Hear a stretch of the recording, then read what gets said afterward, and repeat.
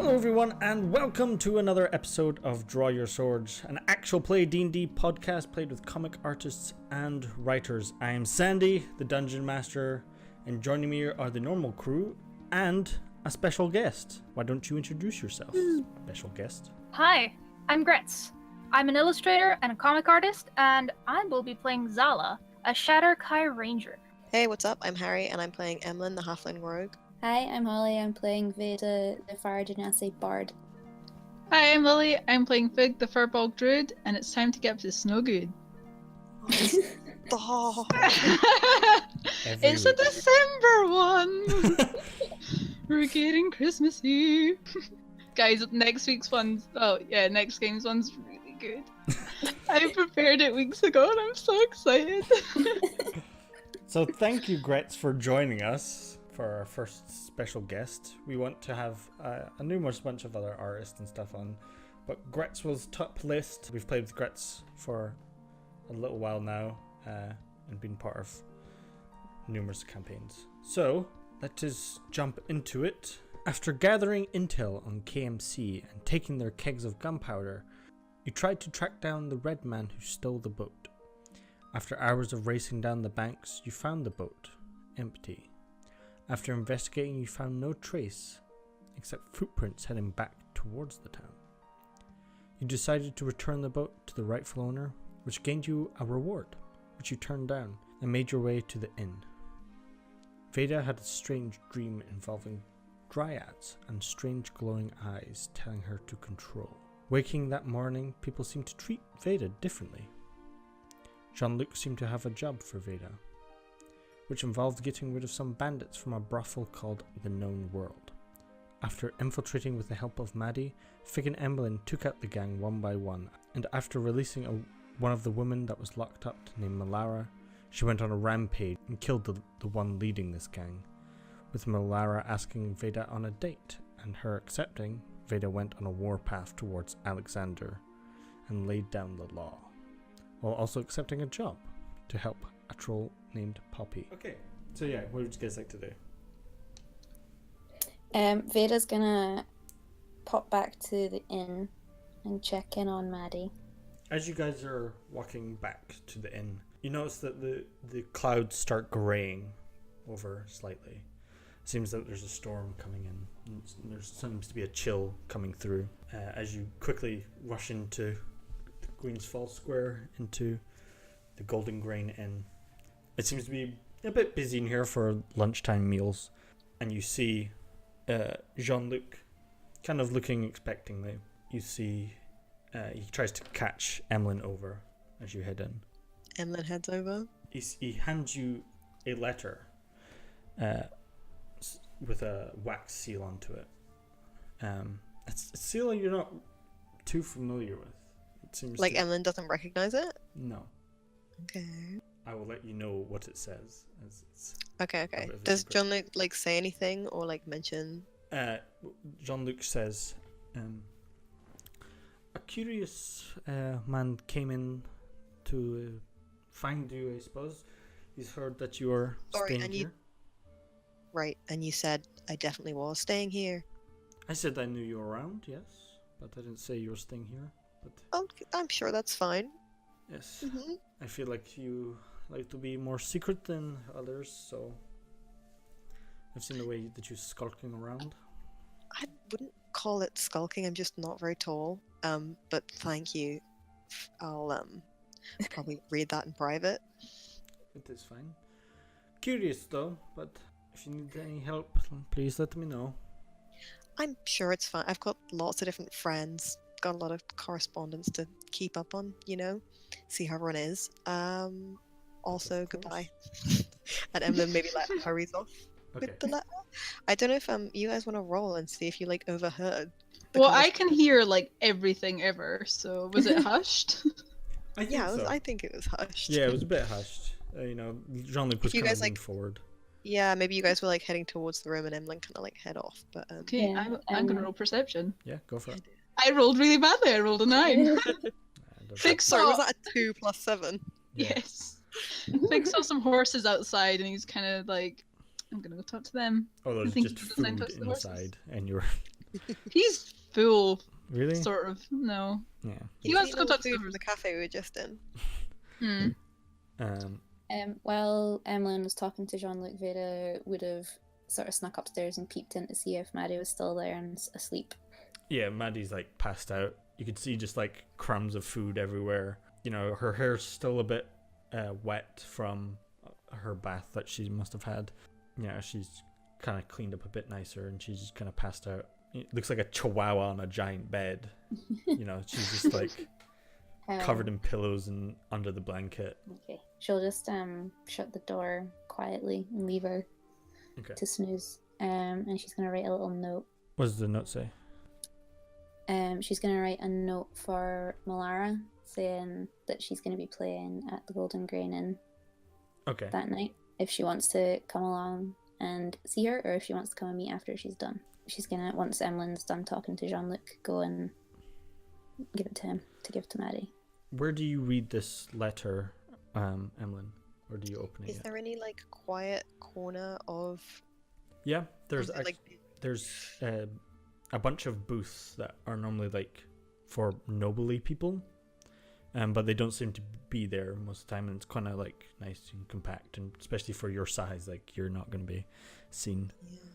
I feel like Emlyn doesn't necessarily feel comfortable in that bit of the pub, but sort of like, you know, stealths on in there. Yeah. To read the letter. Okay. So your immediate reaction to this letter is you need this job. Okay. It seems to be very important to you to I'm excited about this. All right, cool. partake in this job. And it seems to be quite urgent. Okay, cool. And it seems to be within town. It's in town. It shouldn't take more than a good few hours, maybe a night. But it seems to be that you need to go and meet someone immediately. Okay. Yeah, I think that Emlyn probably does tell the others. Okay. Rather than just like leaving. And I kind of think that they're probably like bringing all their stuff around with them wherever they go. If Veda's come back down, I guess maybe Emlyn like tries to talk to the two of them quietly. Okay. Tries to like make sure it's like a quiet conversation in like the corner of the room. I mean, if Emlyn like kind of gestures over, like Véda. Yeah, I think they do. Calling Fig over as well, or no? Is Fig like nearby? I honestly think he went outside. Yeah, in that case, if Fig's not like around, then maybe not. And Emlyn is just like, see, you can pass this on to Fig as well, but sort of quietly if you can. I've just got a little bit of business to do in town, and I'm sure it won't take too long.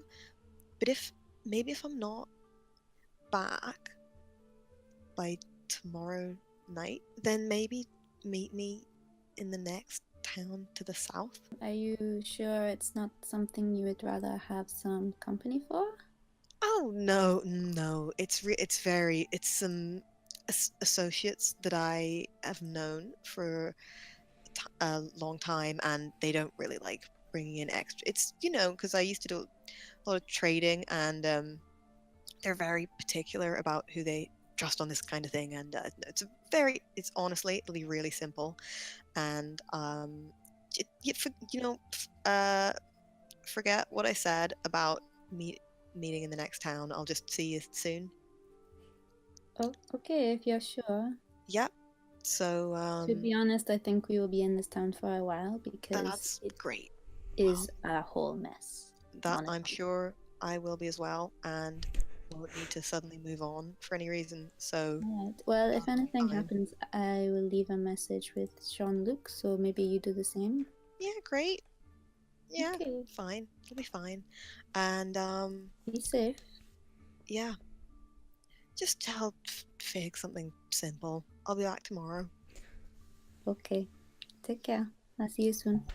Okay, great. And I think maybe if there's like not a front door, if Yeah. there's another way to leave, There's probably like a back entrance that you could probably. I think maybe Emlyn is just kind of slips out the back instead Okay. of going out through the main entrance. Just so I have the numbers, I need you to roll a stealth check I knew you were going to say that.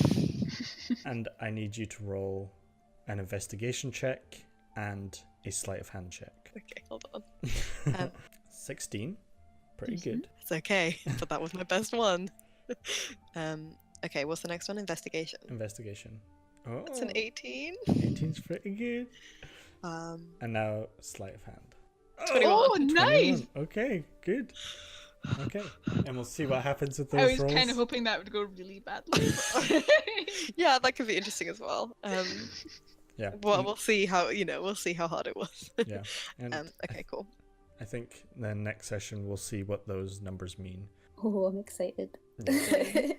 As Emlyn leaves through the back entrance of the Golden Grain to take care of some business, Fig and Véda, what would you like to do? Veda's just gonna check with Jean-Luc what time he wants her to play that night. Oh, probably 8 o'clock if you can. Okay, no problem. She's gonna add that to her little note and say, if you could, the young girl from before she's sleeping in our room. I did not want to wake her, so if you could, when she emerges, if you could give her this note and ask her to give it to Malara when she goes back to the known world. Oh, of course, not a problem for me. Merci. Yes, of course. Good. Hope you have a safe journey. What are you doing just now? I think we have to go and talk to a troll. There's always something interesting happening in this town. Yes, Poppy. I hope he is okay. Yes, I'm going to go check on him, I think. Fig? He's not there. Oh, he's gone outside or something. I'll go find him. He's probably chasing a cat. Right, good luck. I will see you soon. Just gonna head out. Okay. Pig standing outside petting a horse. Hey Véda! Look at this horse. It's called Cat. That's a very strange name for a horse. He chose it. Emlyn had to go and take care of a little personal business. So it's Did just, you have to go to the just toilet? going to be us. No, that wasn't a euphemism. They literally have to take care of some personal business. Oh, okay. So they're Will they gonna be back to do the troll thing? No, I think we should just go and talk to him alone. Emlyn said that they will be back tomorrow, so Oh, okay. If you're This- okay with that, we can go. that's fine. This troll sounds like a friendly sort of fellow. I don't think he's going to hurt us. I hope so. I've never met a troll before. Have you? No, I've only read about them. They're very large. Although, maybe he won't seem so large because I'm getting used to walking around with you. Are they taller than me? I don't know, maybe. Well, we'll have to go find out. We're gonna start walking towards the. It's the. I don't know. I just wrote that he's grumpy. I didn't actually write where he is. It's to the east. There you go. Yeah, to the east. So you head out the eastern gate, passing by the Rose Tower that you've saw those furbolgs in before. As you head out eastward towards the bridge, apparently where Poppy is, the terrain is obviously all hilly. The smell of wet grass and earthy smells and the manure kind of hits your nose pretty heavily as you're exiting this bit. As you know, a couple of probably like an hour or so passes and you see the last kind of farms fade behind you.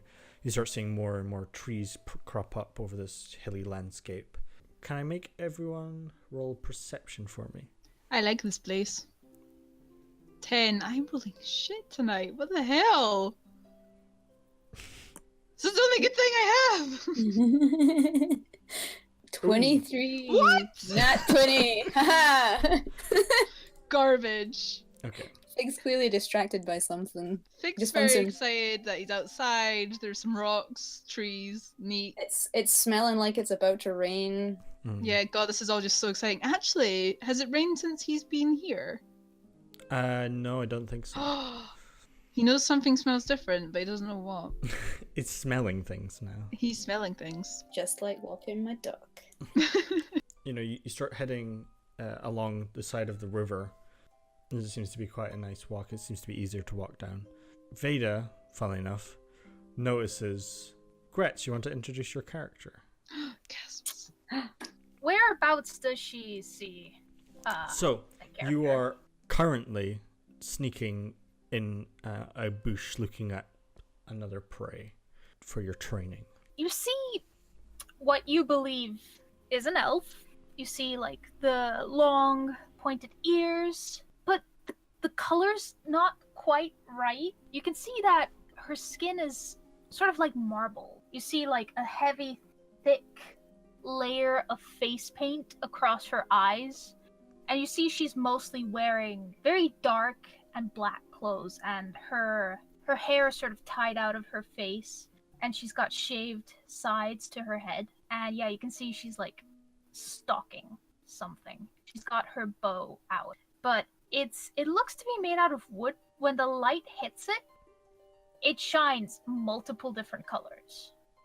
And it seems to be carved to sort of resemble feathers. As you kind of notice this person in the brush, you then kind of turn your side as you see this two-headed giant kind of peering over. And Gretz, this is the person that you were kind of stalking. As you just see them kind of looking over at Fig and Véda. And they seem to have a large morning star in one hand and a club hanging over. Luckily, Véda, you notice this as well, as Fig is kind of watching some frogs jump into the river. Frogs are really cute. The Enton doesn't notice you, though. So this isn't Poppy then. No, you know Poppy doesn't. This Enton looks grey. It could be Poppy, but you didn't was described as a two-headed creature. Yeah, you see them just a morning star over one hand and a club in the other. He's kind of just like looking towards you. Towards Gretz? No, towards you guys. Oh, towards us. Oh, Yeah. shit. Does Véda point him out to me? Do I notice this guy? Yeah. Just like, Fig, can you see him? Oh my god, he's huge. He's got don't two think- heads. I don't think that's Poppy. I think that's someone else. Should we go talk to him? I don't know.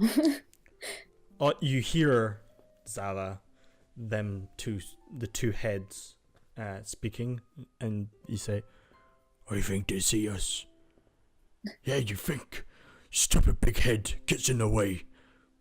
What? Just get down a bit more." And you could just see it start crouching more. Should I ask if it's Poppy? Maybe. Have we spotted Zala or no? You see Zala, yeah. Oh. Okay, I'll point her out to Fig too and be like, there's an elf woman over there as well. Oh, we're meeting everyone today. We can say hi to both of them. I can speak giant and I can speak elvish. So Have I seen the two of them? Oh yeah. Yeah. Oh yeah. does the Enton look aggressive in any way?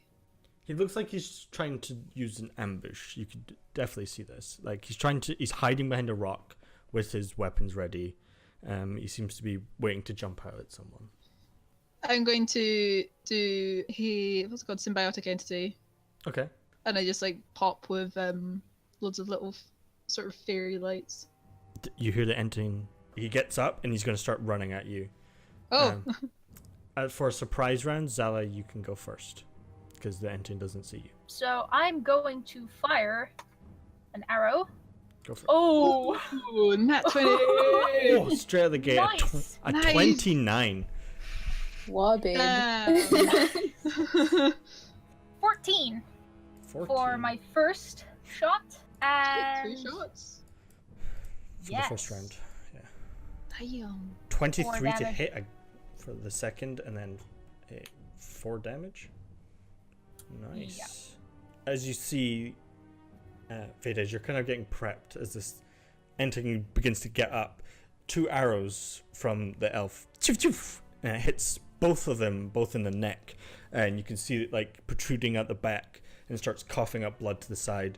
And he kind of like turns and sees Zala, and then they kind of like try to walk in both different directions, and then they get like stuck and a bit more confused. At that, we shall roll initiative. 13. 16. Oh my So god. Did you roll a 0? I rolled a 0. That actually kind of works for them like being stuck. But I rolled, yeah, it was a 1 minus 1. So Amazing. yeah. That's rough. As you see them like get confused about where to go, they kind of just like start flailing around and not sure what to do. As Véda, you get to go first. I would say that they're probably like got half cover behind the rocks and things. They probably got up like 5 or 6 feet. So She is gonna move maybe like a little bit closer, just like 20 feet closer or so.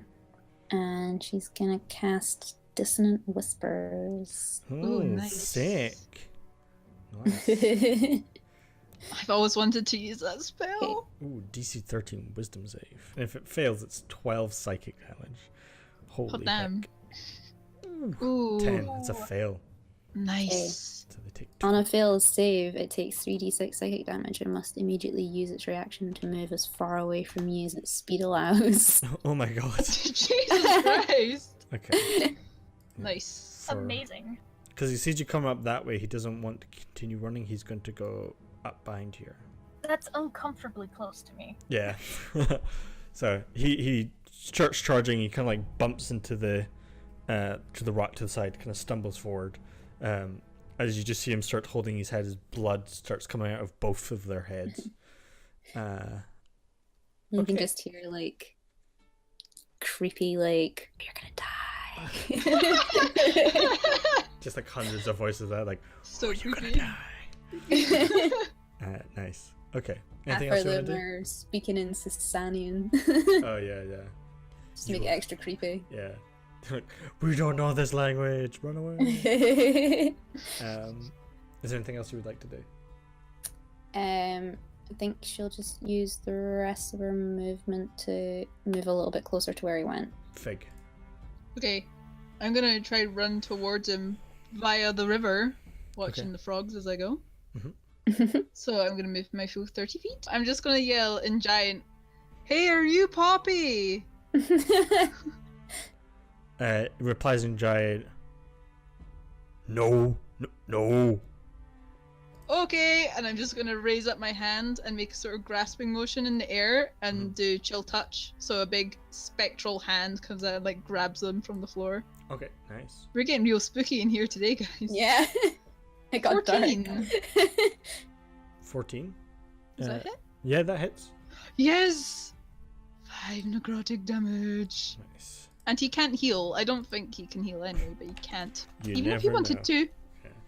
Okay, so 5 damage. As this large spectral hand comes out and starts like kind of yanking at me. As you see this like weird spirit version of the Entons kind of like stop as they're beginning to run, and it gets kind of stuck in the hand.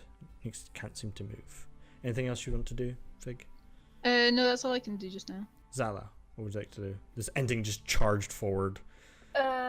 Yeah, I don't want it this close to me while I'm still wielding my bow, so I'm gonna move, and then I'm going to raise my bow. I'm close enough to Fig that Fig could probably hear me speaking Elvish, but it's a very weird type of Elvish, and as I raise my bow, I say, Nutsa Suret. And I'm going to cast Hunter's Mark. Oh, nice. I am going to make another attack. Go for it. That's a 16, 16 hits. 11, Ooh, plus a d6, that's a 5, so that's 16. nice. Oh, Dude. you're making us all look so bad, Grace. When Gretz made this character, I was like, I'm gonna have to put actual encounters in. I'm sorry, guys. That's good. No more going super easy on the squishy squad. Okay. Wait, what's your armor class, Gretz?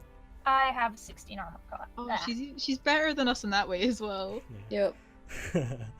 Okay, as you kind of like run forward, you say your spell, and you kind of like jump back and launch your arrow forward.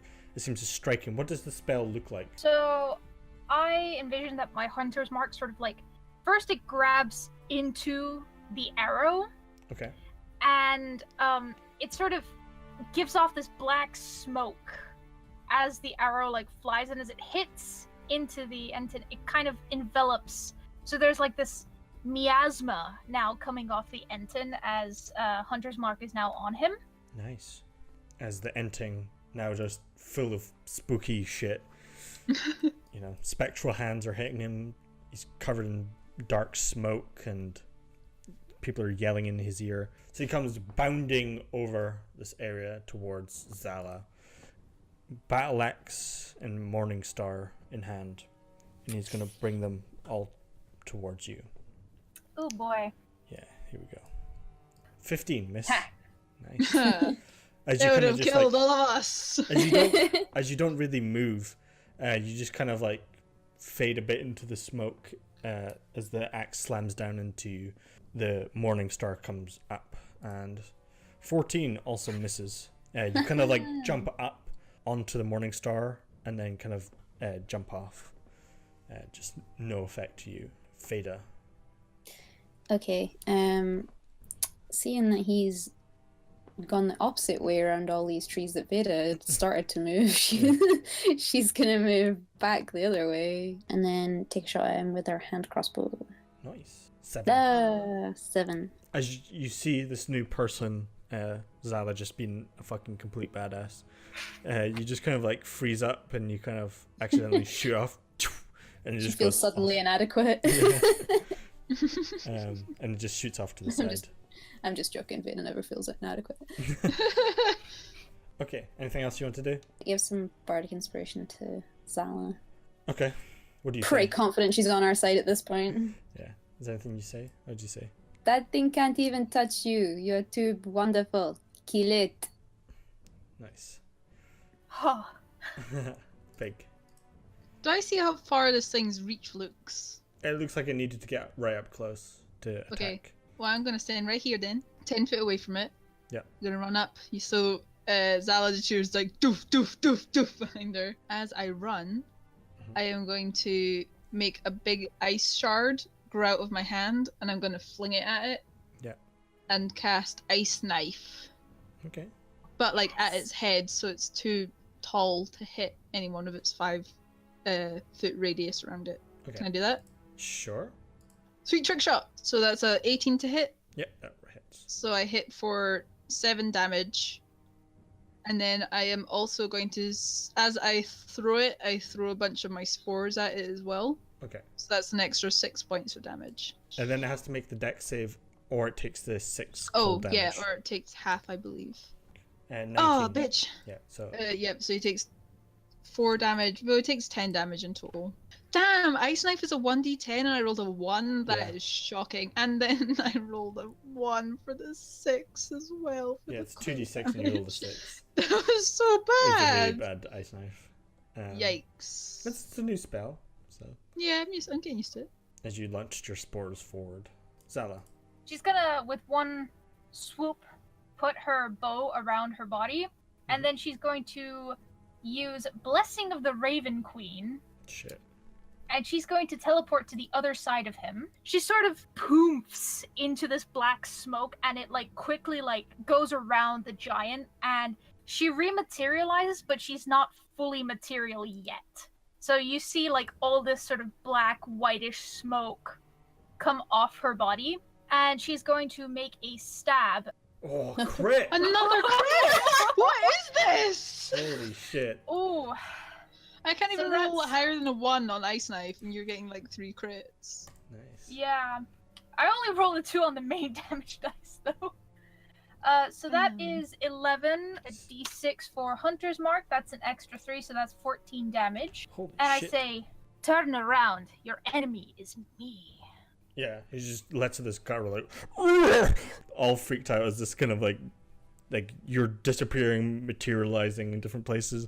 You can tell he's just like totally confused. He does not know what's going on. The hunter was hunted. It is so turned on right now.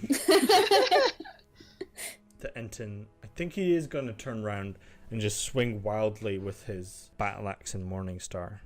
First one, 9. Misses. Yeah, he's not having a good time. And then the Morningstar is another 9. Oh, God's sake. Uh-huh. wow, He sucks.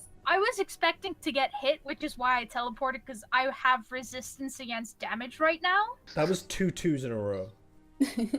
So, just so you know. Wow. He's got +7 to attack. As he just like swings wild, as you not even really moving, just like this kind of spooky visage of yourself, it just kind of freaked him out and he's not moving. Yeah, he probably like hit through the vision of me, but I haven't materialized enough for him to get a hit on me. Véda. Veda's gonna stay where she is, and she's gonna cast Vicious Mockery at the Etten. What does she say to viciously mock it? She's gonna say, "You are so ugly that you tried to grow an other head, but it was just as ugly as the last one, so you failed." He succeeds with a 16.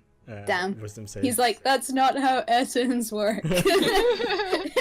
I think you're fine. Actually. He just is not paying attention to you and is too focused on this elf in front of him that he's just totally freaked out about.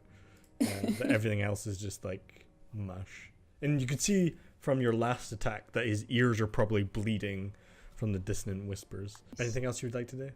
I'm just gonna shuffle slightly closer, but not too much. Still keeping our distance. How hurt does he look? Pretty hurt. He's okay. Bleeding all over the place.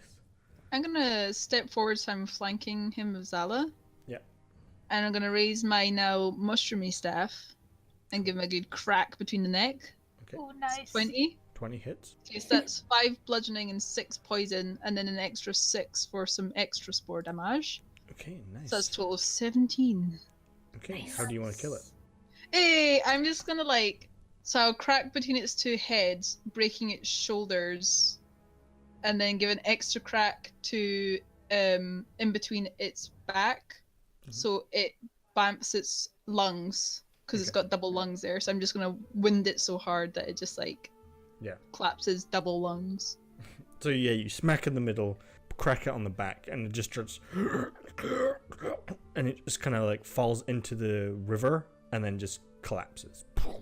I'm just gonna lock eyes with Zala and put my staff to the side, and I'm still sort of glowing with these what look like fireflies almost. I'm just gonna be like, hello. And you see the smoke is now sort of reconstituting, and she forms again. Hello. That was super cool. You're really cool. Oh, thank you. And you are also very tall. Yes. And so are you. And Zala looks at you really strangely because she's never seen a furbolg before. I'm very special. Veda's gonna wander up too. As Véda comes up from behind Fig, Zala just looks at Veda's hair friend, your hair? It is fire. And she's very confused now. She's just I just wanted to fight this thing, and now there is a very tall deer man here, and there's a beautiful lady with fire hair. Have you never met a fire genasi before? She's never met a furbolg before either. Yes. Where I'm from, we don't get characters as colorful as you. Let's just say that. You may call me Zala. My name is Fig. Hello, Zala. My name is Véda. I wasn't quite expecting this. And she points at the Etten, I don't know what manner of creature is called. I wasn't expecting it quite to attack you so soon, but alas. What are you doing out here? Were you hunting these things? It's a little bit of a long story. I am on a training mission. What are you training for? Do I trust these people? Can I roll insight to see if they're just Sure. friendly, or if they're there's something off about them that I don't quite trust them with knowledge and stuff, yeah. Insight, Yeah. 18. Okay. I mean, you look at Fig, it's just blank. There's not much going on there. He seems like quite an innocent looking person, not really hiding much. Véda seems to know her way around using words and has a face of, that she can hold herself in a conversation, and probably looking quite curiously at you as well. She pauses for a moment and then starts again. You can probably tell that I don't quite fit in with everything around us. Where are you from? Your accent is very interesting. I am from the Shadowfell. The what? The Shadowfell. It's Does Véda know what the Shadowfell is? No idea. Do I know what it is? Nope. Yep. It is let's just say that it is a different plane of existence. I'm from a different plane of existence too. You are? Yeah, I'm from the Feywilds. I'm not from there. I was just raised there. I just got out like a couple of days ago. How long have you been out of your other world? Oh, I'm so excited. So did the weather not change there either? Are you excited for the strange smell that's happening right now? One question at a time, please. Right, to answer the original question, I'm here on a training mission because I want to eventually join the elite guard, the Raven soldiers. Of Sounds cool. the Raven Queen. Are you actually ravens? No, we're not. Fig looks sad. So, are you traveling and just fighting things, or do you have specific goals? Or... I found a place in my plane that allowed me to travel here, but it's been a little bit tricky getting back, but that's fine. I wanted to come to this plane to experience different methods of fighting and different methods of thought, because obviously if you want to be an elite soldier, you need to be prepared for any type of danger, right? I mean, I don't know, but I suppose that makes sense. I feel so left out. I've never traveled to another plane before. You're not going to fight us, are you? I see no reason to. We are on our way to talk to a troll who... You haven't killed him, have you? No, I've just been hanging around here, to be honest. He's not a bad troll. He's a friendly troll, so maybe we should not attack him too quickly.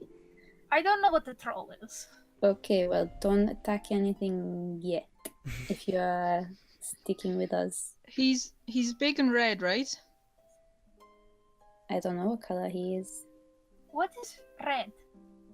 It's kind of like this color, and I point to one of the beads that's in my hair. Mm-hmm. Oh, that's a kind of like red, but that's more like an orangey red. That is beautiful. Do you not know what the colors are? Back home, everything is black and white and shades of grey. That sounds terrible. Véda, is this what I sound like to you? A little bit, but it all makes sense now. not exactly. Yeah, I was quite surprised when my bow did this when I stepped through, and she points at the rainbow effect, the sort of iridescence of her bow. I would also like to know about this Feywild. I can tell you all about the Feywilds. Feywilds are weird. As you guys begin heading towards the poppy, Fig, you start explaining Feywild, and you begin walking up the river, and probably an hour or two pass, now hitting later afternoon. You come to this bridge that stands over two very large hills, and it's probably a 30-foot wide bridge, with a tumbling gorge no wider than a 2-foot river at the bottom of it. Very, very small. Not what you would expect for a bridge so wide. And then as you kind of approach the bridge, you kind of peer over to see the view, and looming underneath, standing about 20 foot tall, Jesus. this red giant comes out with large black spots and a large pink bloated belly, and he kind of looks up at you. His face almost comes to the top, from the bottom of the gorge to the top, but not quite. And he kind of looks up at you and he says, pass over. Fine, no money. Veda's just gonna say, hello, are you Poppy? 'Tis. The people in the town are worried about you. You seem to be very sad. As you kind of look at his face, he's got these big kind of blue eyes that you could see are already welling up with tears. He's got slight tusks, not massive, and a big kind of pug-like button nose. Oh, he sounds so cute. And he kind of looks up at you and says, "No, it's fine. You can just pass. Not worry."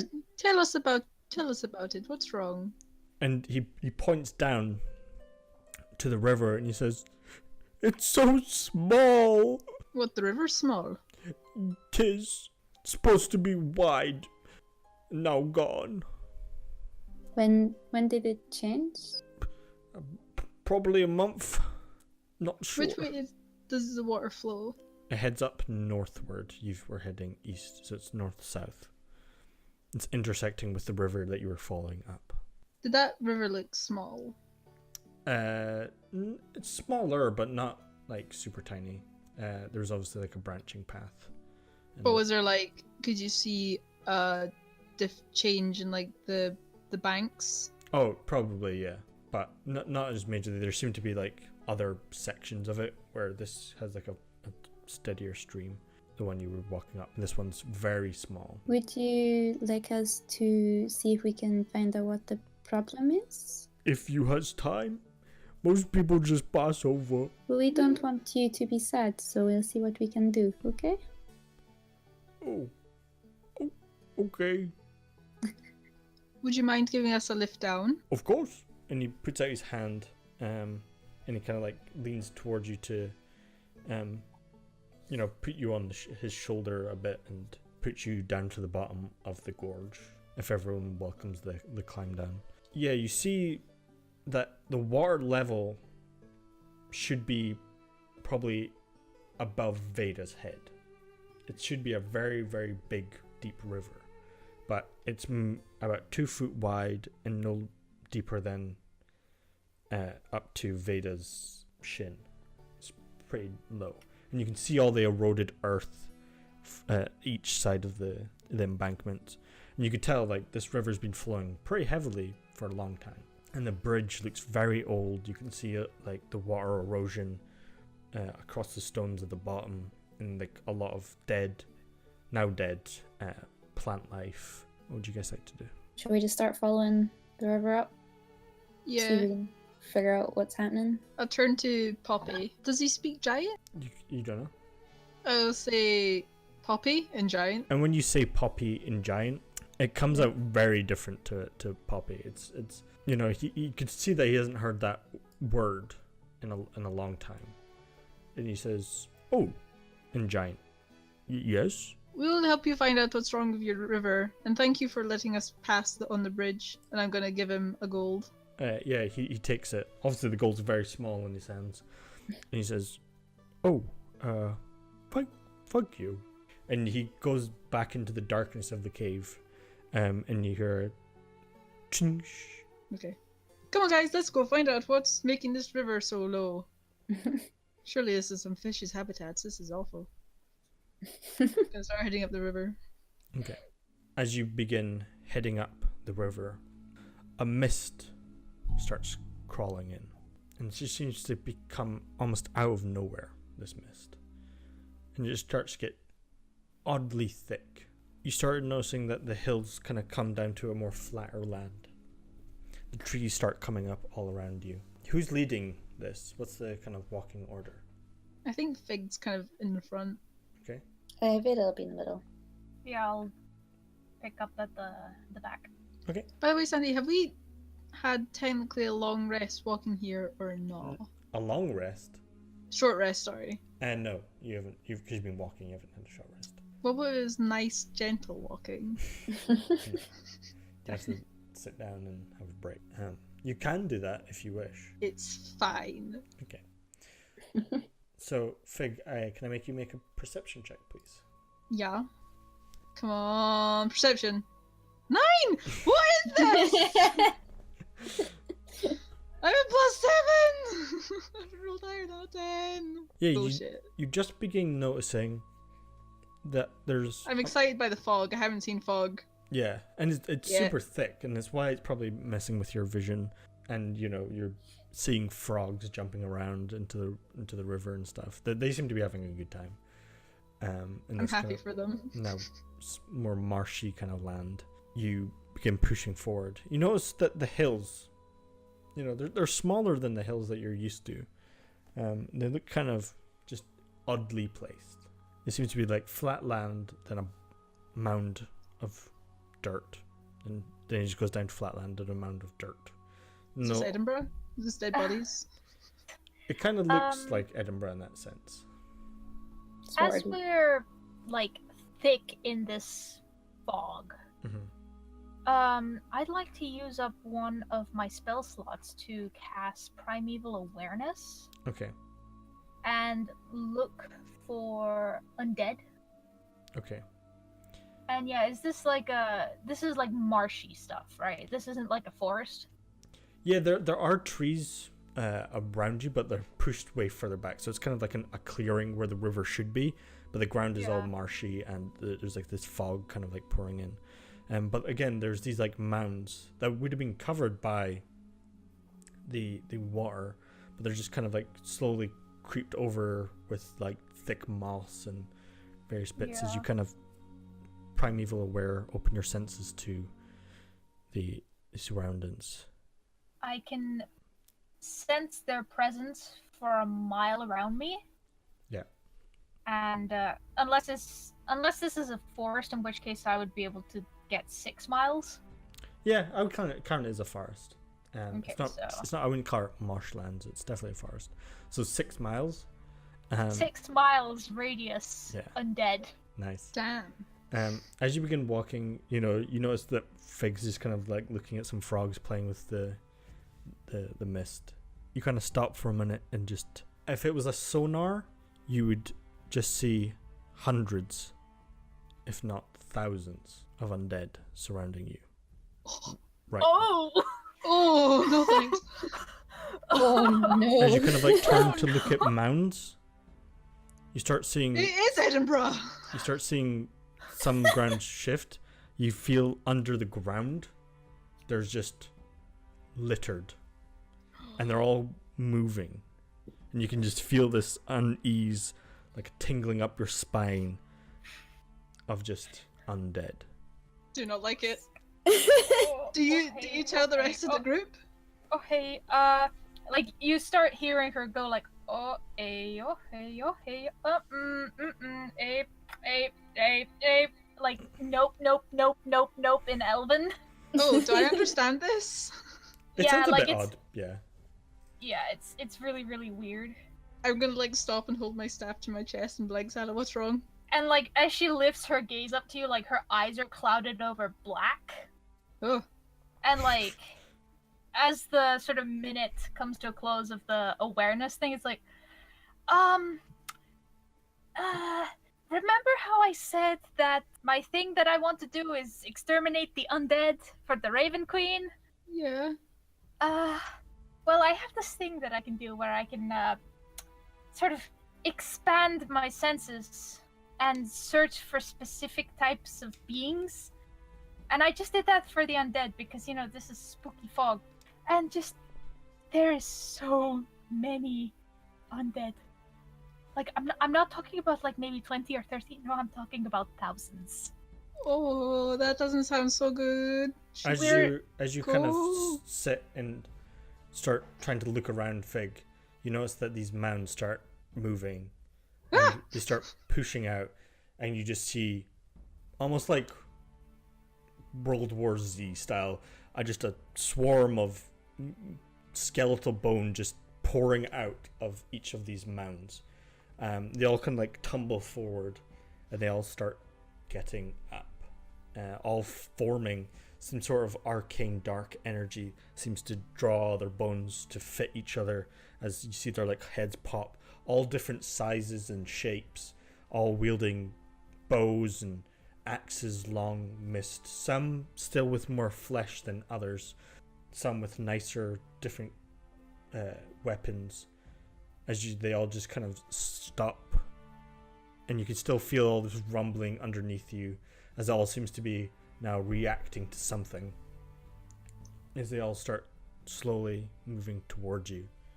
I grab Véda's arm. I was gonna say, Véda definitely moves closer to Fig, and also this is why you should be apprehensive when Sandy's excited about a session. Should we run? Should we run right now? How many are there? Is there as you kind 30? of make a quick perception check. 16. Nice. As you kind of quick look around of the situation, you see probably about 30 coming from the east, and from the south you probably another 30, maybe more. Yeah. And more Zala's incoming. I grab Véda or Fig or whoever is closest to me, and I start pulling them along. Right, there's too many. We need to run. Right? Okay, I turn to horse.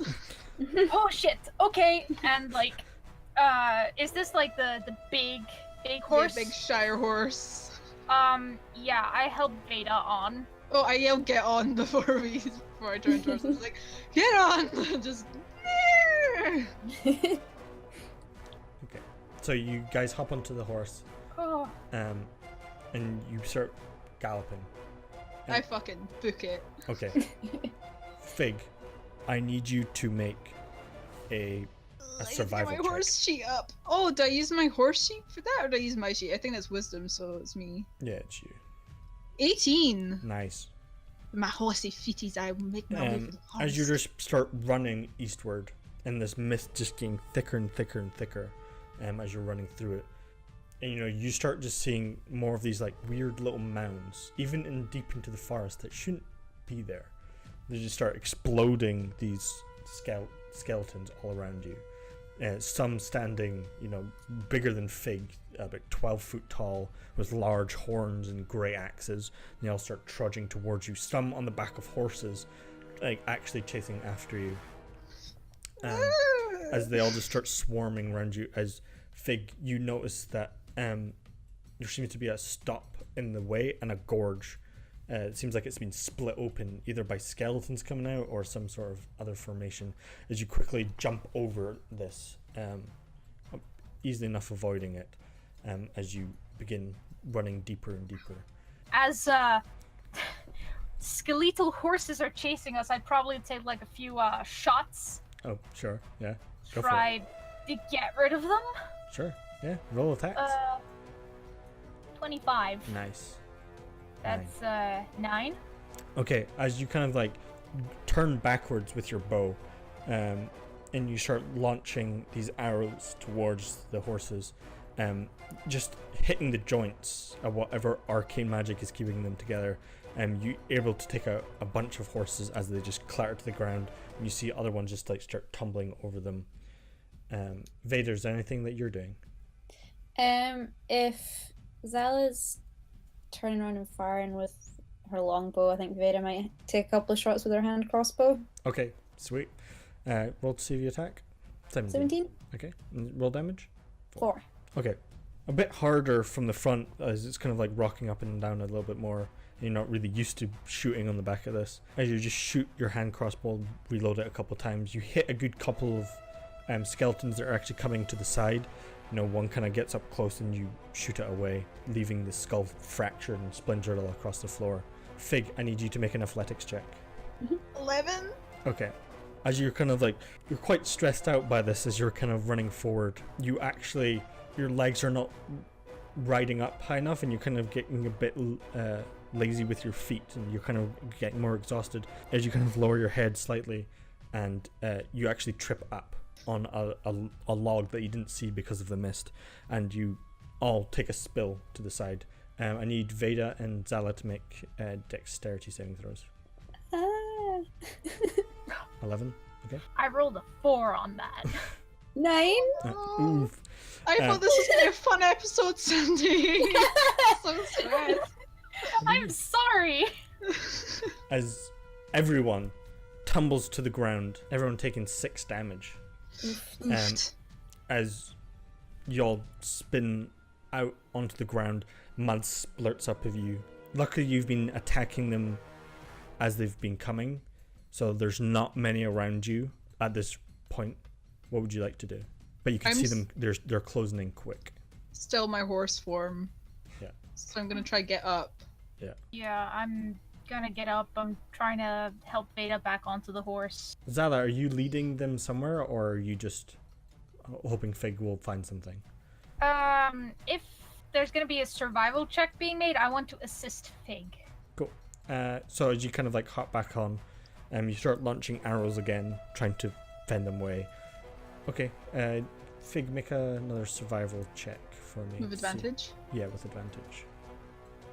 19. 19. Well, almost instinctually, you kind of like squeeze into Fig's side and kind of lead him a bit more southeastward, running through the forest, begin charging through. Again, there's just an odd amount of these mounds just everywhere.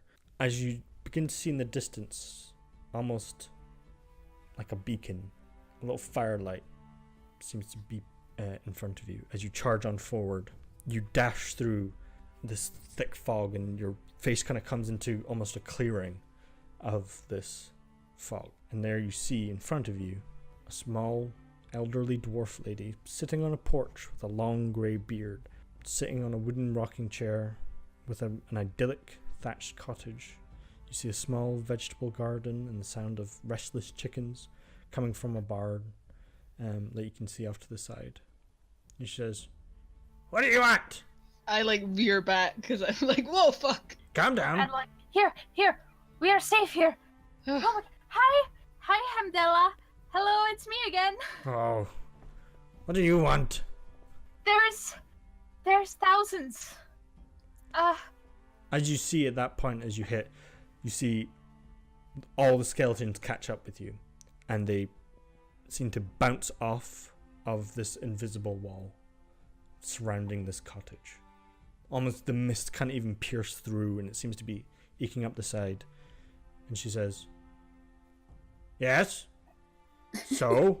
Véda's just gonna like look around and take all this in and turn to the old dwarf lady and say, "Has this area always been like this?"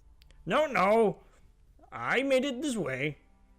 Why would you do this? Skeletons frequent this area sometimes, especially when the mist comes through. Oh, no, I think you misunderstand me. I meant, are there always so many undead, not are you always safe from them?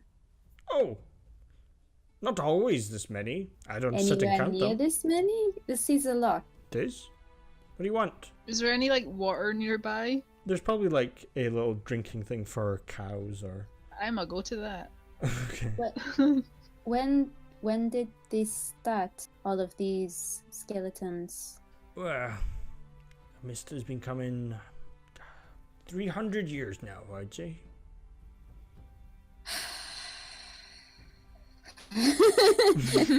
Does the mist ebb and flow? Does it get stronger? Does it get weaker? When will it leave if it has like these cycles? No, I don't pay attention to that much. But it comes and goes, depending on when it is weak or strong. I don't know what it is. So it is not uncommon for there to be thousands of undead around here? No. I'm gonna pop out of my horse form Yeah, she's just like... and just like sit on the ground for a moment and pet the cow next to me.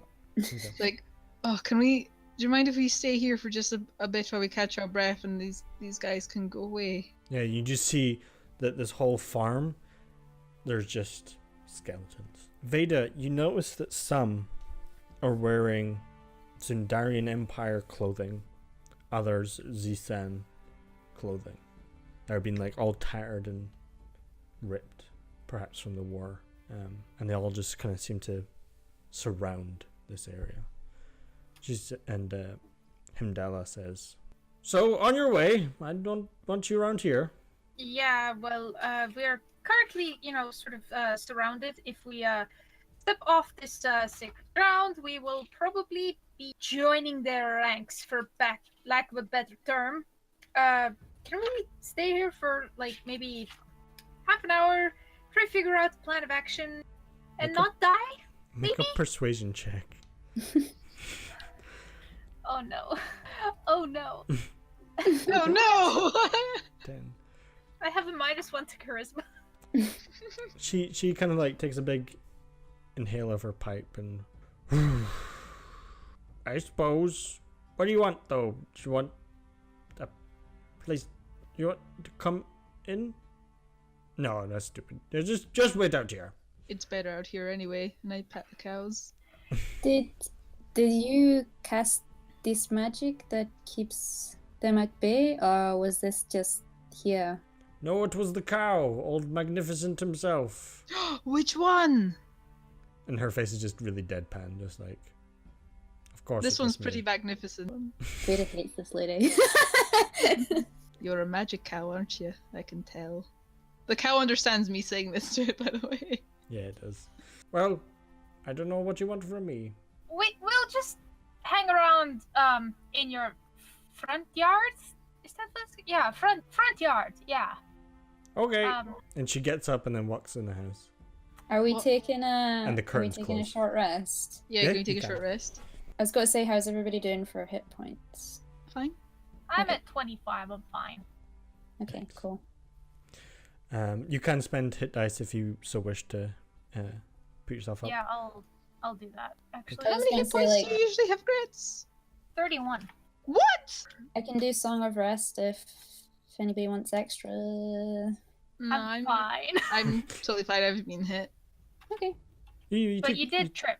Yeah. My horse got damaged. Oh, that's true. Well, I'm Yeah. gonna roll a hit dice, so. Okay. What other animals does she have on her farm? As you kind of look around, it seems to be mostly cows and chickens. Probably a goat as well. I talked to like all of them. You seem quite happy.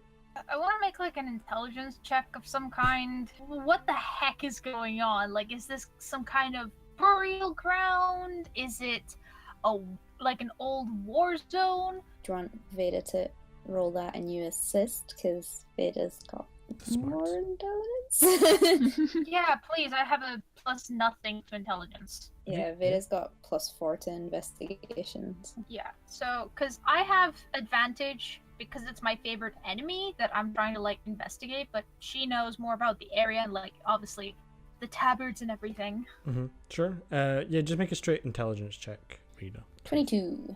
Nice. As you're kind of just like looking around, you get the sense that there was a storm coming, but you haven't felt rain. There hasn't been, a drop of it at all. But you felt something on the way in here. As you kind of like look up at the sky, you still see it's kind of almost looks like it should be raining. The clouds are really almost black, and then this thick fog that almost appeared out of nowhere. Fog doesn't typically, just appear. It kind of slowly, gradually comes in. The amount of undead is unreal in this area. There would have been some, like, people wouldn't live here if there was this much undead. Something's definitely amiss. Who knows? Amiss. Maybe you went to another plane of existence. Maybe you didn't. No. Maybe this is an illusion. Maybe this is something else, but this isn't normal. Since you walked southward through this forest, you never encountered anything like this. Can I roll Arcana or something to see if she can figure out if we are in another plane of existence? Sure. Yeah, I'll let you roll Arcana. No, Can she doesn't I help? Because I have some plane traveling experience to Sure. see if this is like home or something. Sure. 21. 21? Nice. So as you're kind of like having this conversation of like what the hell is going on as Fig off investigating with cows and chickens, I'm so useful. it does seem magical in some way. Liches would try to take over the Raven Queen. This seems like a perfect army for a lich of some kind. But Oh. there's lichers are quite full of themselves and like to make themselves known. But nothing has really came out of this. All these skeletons that are just kind of like standing, all staring at you, seem to be all from different ages, different wars, some tabards that you don't even recognize, Véda, and they're just kind of all just staring. So if I wave at one, You wave at them and they don't do anything. no reply. Yeah. What if I throw a stone at one? You kind of throw it out. The barrier goes. No, I'm joking. It destroys the barrier. As you throw a stone out, it hits into its head and it kind of like tumbles over a little bit and then gets back up. So they are real skeletons then. Yeah. From like you guys shooting them, there illusions. was actually making contact. How do we get out of here? I'm going to, like, Zala stands up, takes like her weapons off her person, takes her bag and takes out her holy vestments, takes out a prayer book and some incense, and she's probably got like one of those bowl things that hangs from like a chain and stuff. Yeah, sensor. Yeah, that. And she is going to light it, and she's going to start reciting some prayers of the Raven Queen to see if like it has any effect in deterring these things. As you start, make a religion check for me. 15. Okay. As you start spurting the words of the Raven Queen, some of them kind of wince and start moving back slightly. Some unfazed, others kind of just like start turning and walking away. It's definitely having effect on some of them, for sure, and it's really pushing them back. And you do see like a couple of them leave, but as you kind of walking around the circle, others just start coming back. I want to go up to her house. Yeah. What's the door's name again, sorry? Hemdella. I want to go to her house and knock on the door. Can I come and talk to you for a little bit, Hemdella? Why? I just wanted to ask you a few questions and also see if you needed a hand in there or anything. Like, why does everyone always want to ask me questions? Because who's everyone? That one out there, Zala, she came in and started asking a bunch of questions about this plane. I don't know. Well, we don't have to ask you any questions. I was just wondering if we can get some insight on just the situation and maybe when we can get out of your hair, because it doesn't look like if these skeleton guys are going anytime soon. And I mean, you can leave whenever you want. well, not really, because there's like people out here trying to kill us. That's and your problem. Thing is, yes, that is our problem. But it's nice of you to let us stay with you and stuff. But I was just wondering if there's anything you could help us with for when we know when we can leave or what the best time to leave is. Make a persuasion check. My persuasion is not great. 17. Okay, so 17. She kind of opens the door slightly. You see about 7 change on the door.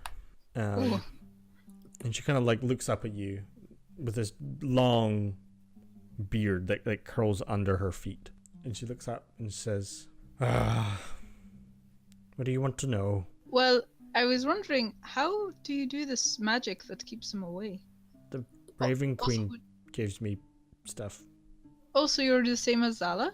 No, I'm a dwarf. I meant in the way that you both follow the Raven Queen. I suppose. And also I was wondering if you know the best time for when they leave, or I know you said that you don't really keep an eye on when they go and stuff, but I was wondering if you've seen them sort of come like this before and then leave eventually, because obviously they must be come to you knowing that you're alive in here and stuff.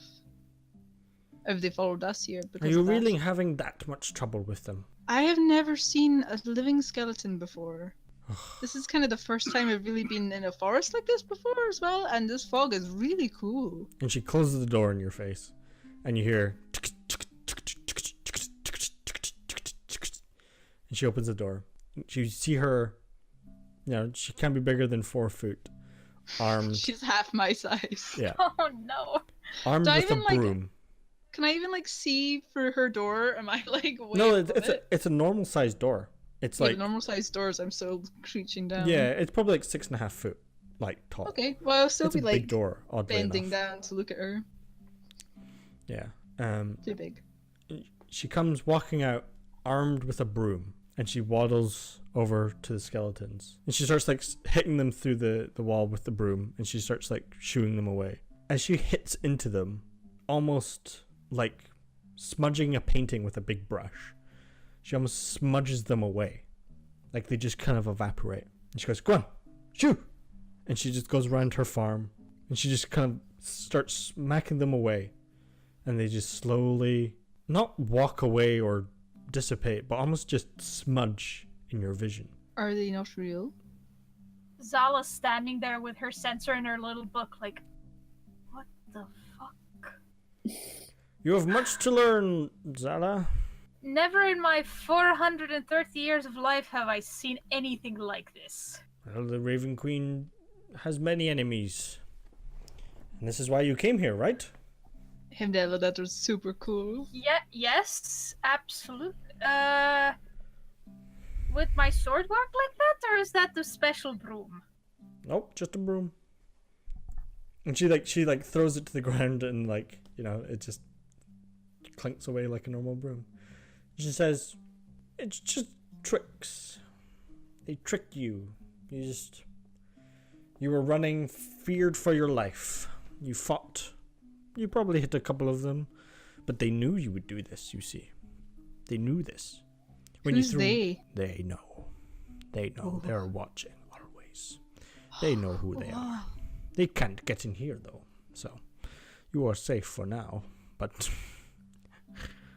they know. Do they want to hurt us? Hard to say. Keep going upriver. See what they say. So these skeletons aren't real? No, they're real. How are you smushing them like that? You are different, little one, or large one, little in your age. You are not from here. I know this. I've seen many furbolgs in my time. None like you. Yeah, I've been hearing that since I got here. Yes, you come from a different place, like this one. Yes, we bonded over it. Do you see the mountains that surround us? When these collided, it weakened our material plane, that is which we are on. And every so often, the planes like to leak in and become smaller. You came maybe a couple of days, a few weeks ago. Yeah, about that. And then this one, not so long ago either. Not you causing it, no. But other things bleed in, you see. You just have to know how to deal with it. This mist comes from a different plane, a trickier plane. But the skeletons never stop. But I am here to ward them off. Do not tell anyone in the city. They will not find it. You are all special, you see. Special how? She goes into her dress. It's very hard to see. It's almost dirty brown. She kind of moves her beard out the way. And she pulls her necklace. And it kind of breaks off. And she says... And she's almost kind of like looking up at the sky. This dark cloud that's looking over. You see this green crystal. Almost chipped off of something. And she hands it forward towards Véda. It will show you the way. Not this one. This will show you though. And she hands you the green rock. Okay, but I'll take it. When the time is right, you will go and you will see it. Not now. But for now, I believe you have other business to take care of. Now go on. Get the hell out of here. I don't want you around too long. Who's been speaking to my cows? They're really lovely. They're very nicely looked after. They speak highly of you. And now I see why. She looks angrily at her cows. And they just start walking away and then walk into the field. She says, yeah, that's what I thought. Can I make an insight check on this dwarf to see if she's really just a mortal? Sure. 11. Her face is very hard to read. Deep wrinkles are set all over her face. And she's just generally grumpy. So it's hard to say whether she's a mortal or not. You don't really have a lot of knowledge about seeing if this was, a harbinger of the immortal planes or not. But she is odd. I like her. Do we go up the river and try to figure out what the heck is going on, or what? You have to do it for Poppy. We do. Poppy was a strange creature, but very kind. Are you saying I'm not kind? You are, but Your wisdom is beyond me, so I don't know how to feel about you. Very well. And she starts filling up her pipe again while walking back to her chair. The eggs are good this year. The eggs are good this year. What's an egg? You don't know what an egg is? Oh, when we get back to town, we're gonna get a big old feast. Okay, I say we get going. Now we know how to fight the skeletons thanks to Hemdella. And I look at Hemdella and smile. Nope. We've got this, guys. I don't know what she's done to that broom, but it must be consecrated or something. So she's gonna take some of the incense and rub it over her short swords, and she's got her 2 swords out. It's I'm ready. Okay. Véda, you ready? I suppose I have to be. Stay close to me.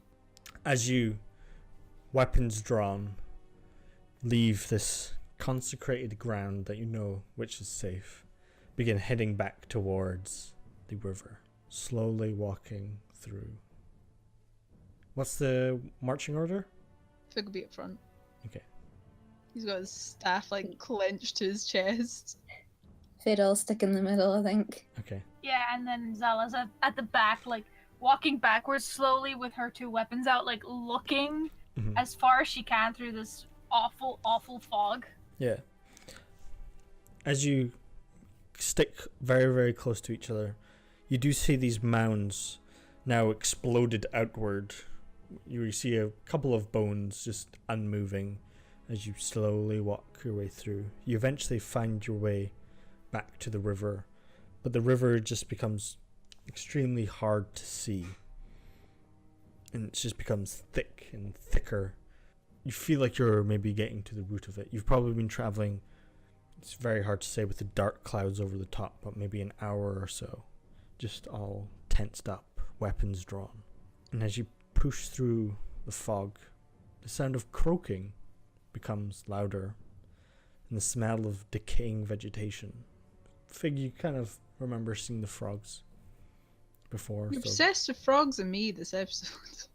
you do like frogs. As you again turn, you see another lantern light, previously what you saw with Hemdella.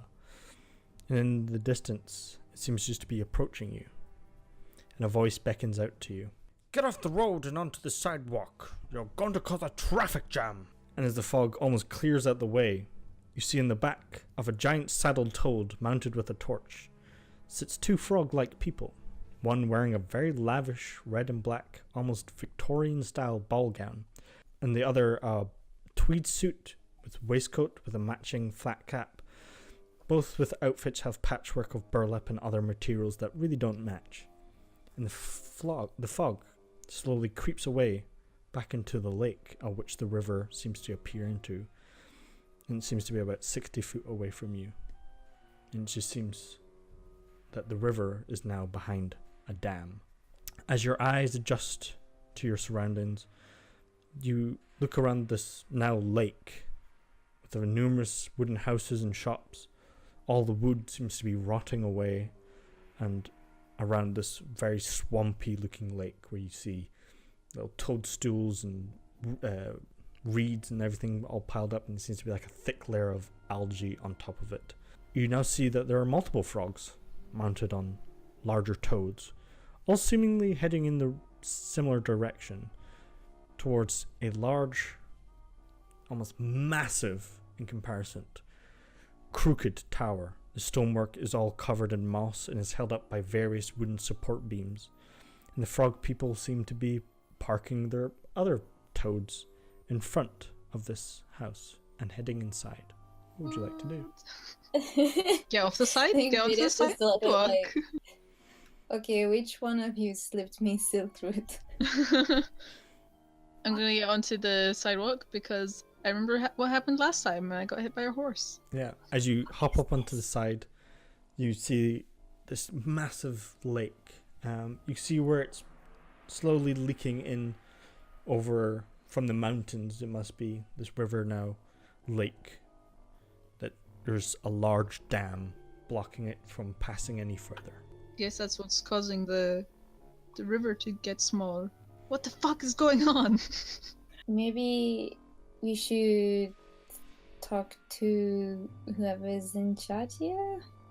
Is this place like other towns? No, I've never been to a town like this before.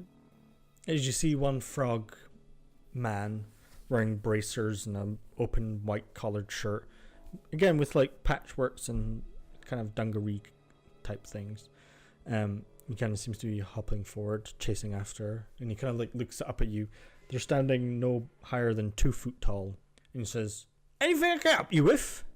We all going to the spoken tonight. Are you coming along?" I crouch down. I say, "What's the spoken?" "Oh, he's a spoken. He's in the tower. I'm sure the mayor would love to see you." Has your town always been here? As long as I've been alive, that's for sure. Has that dam always been there? No, that is recent. We have this lovely lake to look over on the mornings now. When you say this town has been here as long as you've been alive, how long is that? Oh, let me have a look. I am 20 years, I think. Okay. So the dam is new. Yes, I believe so. Do you know that the dam is causing problems for people further down the river? Can't imagine so. Well, it is. Well, perhaps you need to bring it up to the mayor. And he kind What of does like... the mayor look like? Can we talk to him now? Yes, of course. He's going to give a speech just in a minute. And he kind of like holding his bracers, starts plodding along and says, "Come along with me." Follow him? As you now see maybe 30 little frog people all gathered in front of this large crooked tower, some heading inside. You see this very portly frog person with a complete white suit with bits of burlap patchwork and one sleeve that is made from another kind of blue pinstripe suit, and it kind of looks very odd. And he seems to be getting ready to speech, and everyone says, "Oh, quiet, quiet, quiet." And you see all these like Victorian ball gowns and, you know, flapper outfits on these little frogs. It's all kind of mishmashes of different societies. And he says, "Well, hello there, everyone. Everyone knows me, but I see that we have some new friends in town. The name's Mr. Billy Wuggins. Nice to see you all. Thanks for coming. Thanks for coming. As we all know, it is the Frogs' Ball tonight. And I know a lot of you all come around to see my lovely daughter, Tudela Wuggins. She's come around age where a lot of suitors will be coming after her. I see you, Rupert Bullybib the baker. I know that you admire my daughter, but I think it's only right that our guests of honor," and he kind of points towards Fig, Véda, and Zala, "that you should have the first dance with my daughter, if you could, please. But until then, first we have our amazing leader, the Spoken. He is going to be coming out and giving us a talk. Everyone make perception checks, please." This is so fucking weird. 26. 26, okay. Zala's straight up having like a fucking just a mental fart. Like, what the fuck is going on? Everyone notices that every single one of these has a small bracelet of ironclad type around their wrists. Oh my god, they're a cult. Every one of them has a small red gem that's attached to. And they all seem to be holding them. Seem to all be attached with them. And he says, "Please, everyone, give a round of applause for the Spoken." And they all start clapping. Coming down, opened up with various bits of frog people coming around. You see this old human with very scraggly, messy, gingery grey hair, a long, unkept beard, very big hunch. He seems to be walking with a gnarled piece of wood, very terrible clothing compared to everyone else here. And it does have, again, like some patchwork bits and pieces, but it's mostly just like a normal kind of tunic. And he kind of walks out and he says, "Well, it is nice to see everyone again.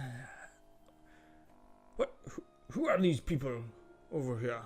Oh, they are the guests of honor, the spoken. They seem to have come to our lovely town for the ball. He kind of like walks slowly towards you. The crowd kind of parts, and he says, "What are you doing here?" We're trying to find out what happened to the water. What are you doing here?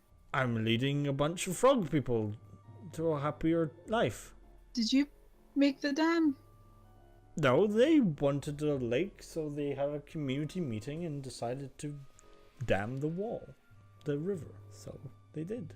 Well, it's causing a lot of problems down the riverway. Well, we've left a little bit of water coming through. We'll probably purge it soonish to clear out all the gunk. I don't think you should have a dam here at all. Well, it does not ruin festivities. And he kind of leans forward to you, Véda, and goes, "We'll talk in my office." But Oh, I am very good at talking in bureaucrat offices. bureaucracy. Crazy people. Oh, I forgot to introduce myself. They all call me the Spoken, but you may have heard of me. My name is Doogie Harmon. Nice to meet you. Nice to meet you. Oh my god, it's Digimon! Like, you see Zala get a little bit, flustered and, weirded out by this. Kind of taps Véda, Véda? Is it normal to say your full name like this? I don't understand. Is he trying to court all of us at the same time? It's full name courting to you. It's not unusual to give a full name. Is this not normal where you're from? No, you only give your real full name to someone if you marry them or something. She's really flustered. Did Véda show Fig that book? Would Fig know who Dugenheimen? Doogie Harmon. Dugenheimen. No, I don't think she did. No.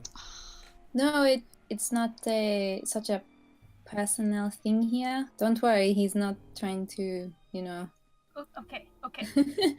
He's just giving his name. Don't read too much into it. It's Okay, fine. I guess I'll try to get used to that. Well, yeah. Please just head inside. Mr. Billy Wuggins comes over with his white suit. Billy Workins. He says, "Well, first, of course," and kind of looks up at Fig. "Would you have my daughter's first hand in the dance?" Yeah, sure. I'd be happy to dance with you, daughter. As you see, a small band seems to get Is it ready. happening now? Yes, happening now. Oh my god. You see Doogie Harmon kind of and he rushes up back onto his pedestal, where he was standing in front of the tower. Mr. Bodywuggins starts clapping, and you hear some violins kick up, some drums, and they start playing this very discordant, almost bohemian style jig that seems to be going. And everyone now, all these little frog people, starts gathering around you. This 2-foot little frog person wearing a very bright pink with some patchworks everywhere, and almost like a Bo Peep style headpiece, a big kind of billowing dress, as she lifts her hand up to you, where you see these tiny little rings on her 4 fingers, and she says, "May I have this dance?" I take her little hand. Yeah. And I give it a little kiss. So yes, you may. And she kind of curtsies towards you. I'm crouching right down. Are you crouching I'm- or are you lifting her? I'll ask her, would you prefer I crouch or would you prefer to be lifted? Please, if you could crouch down for me. Of course, and I crouch down. Okay. Do you just go on your knees or? I kind of crouch on my feet, so I'm kind of sitting L, I guess. Okay.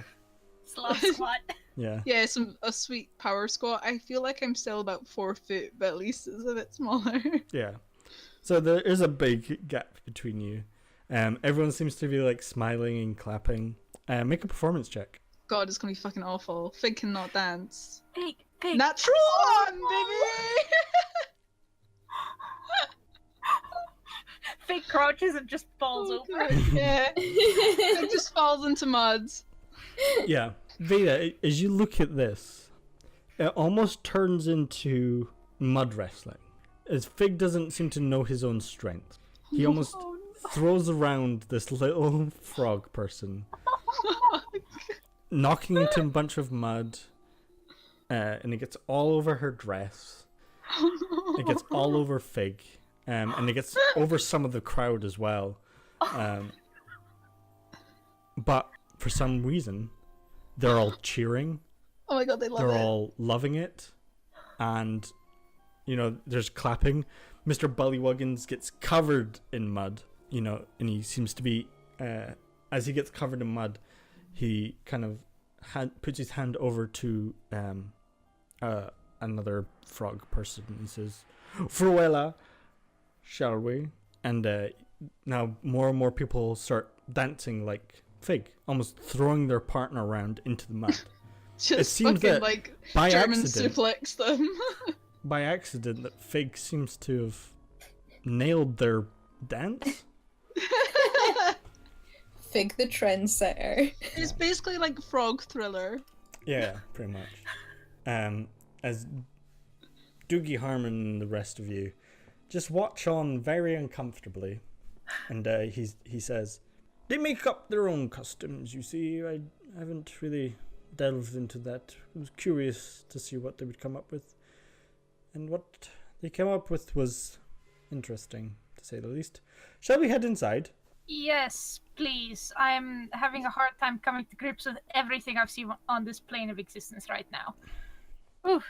Oh. Okay. Speaking of plane of existence, as you walk in the door, the band then claps. As everyone Fig's having a claps great around. time. He's hooting. He's having fun. As Fig, you see Véda, Zala, and Doogie Harmon heading inside this crooked tower. Whether you want to join them or not, it is up to you. Does this little frog look like she's having a good time? She's loving it. They all are. I don't have the heart to make it stop. Well, like I said, the band kind of stops. Everyone starts clapping and whether you want to continue dancing with her, you can. But the song has stopped for now. No, I'll give her a little kiss on her little froggy hand again. Yeah. And I'll say thank you for this dance. It was lovely. And I'm gonna head inside. As her just covered in mud, just like sodden wet, and she says, "It was a pleasure. Thank you." Fig just runs in, just like dripping with mud. As you kind of head inside, Doogie Harmon kind of throws you a towel that was on the side. As you head in, the furniture is all quite noble, but just in disuse. It seems that it hasn't been repaired in a long time. There's some chaiselong, there's these really beautiful cabinets, almost like decaying fruit in a bowl, and there's all lit by various different kind of styles of candle. The wooden ground is all kind of soft and mushy from years of rot. And he says, "Oh yes, come inside. We'll head upstairs." I hand him back the towel. I'm like, "Oh, I'm not cold, thank you." He kind of just smirks, just "Oh, okay." As you head upstairs, you see almost faces are just covered in this light. This red crystal seems to be sitting in the middle of this room, just hovering there. And he kind of points to a couple of seats over on the side. He says, "Please take a seat." Véda go and sit down. Your back very straight. I'll go take a seat of a little. As I sit down, like a little sponge. Yeah. Zala's going to stand next to Véda, really straight, kind of bodyguard-ish. Okay. Nice. You see him, he takes a seat next to this large crystal. He says, "What are you doing here?" Like we said, we're just trying to figure out what's going on at the dam. Or, the river, and now we've found out that it's the dam. We were following the river, trying to find out what had happened to it, because it was much lower than it had been previously. And then there was a lot of undead. And then we found your very strange little town. I haven't seen any undead today, so. You said your name was Dugan Hammond? Doogie Harmon, yes. I read your book. He starts, his face lights, and a single tear starts pouring down his face, and he says, You read my book? I read your book in the library in Lilian. I'm not sure it was meant to be there, but I read it anyway. It was, of course, meant to be there. Yes. I left it there myself. What book? He wrote a book about the Feywilds and how it is a real thing and not just fantasy. Of course it's a real thing. Exactly. Feywild. Yeah. I see. I believe you, but I feel that you may have also brought some aspect of it to the material plane where it is not meant to be. Yes, I brought that. And he points towards the crystal. Do I recognize this sort of crystal thing? Nope. Or recognize feelings for it? Oh, feelings? A lot of this just hums magical energy anyway.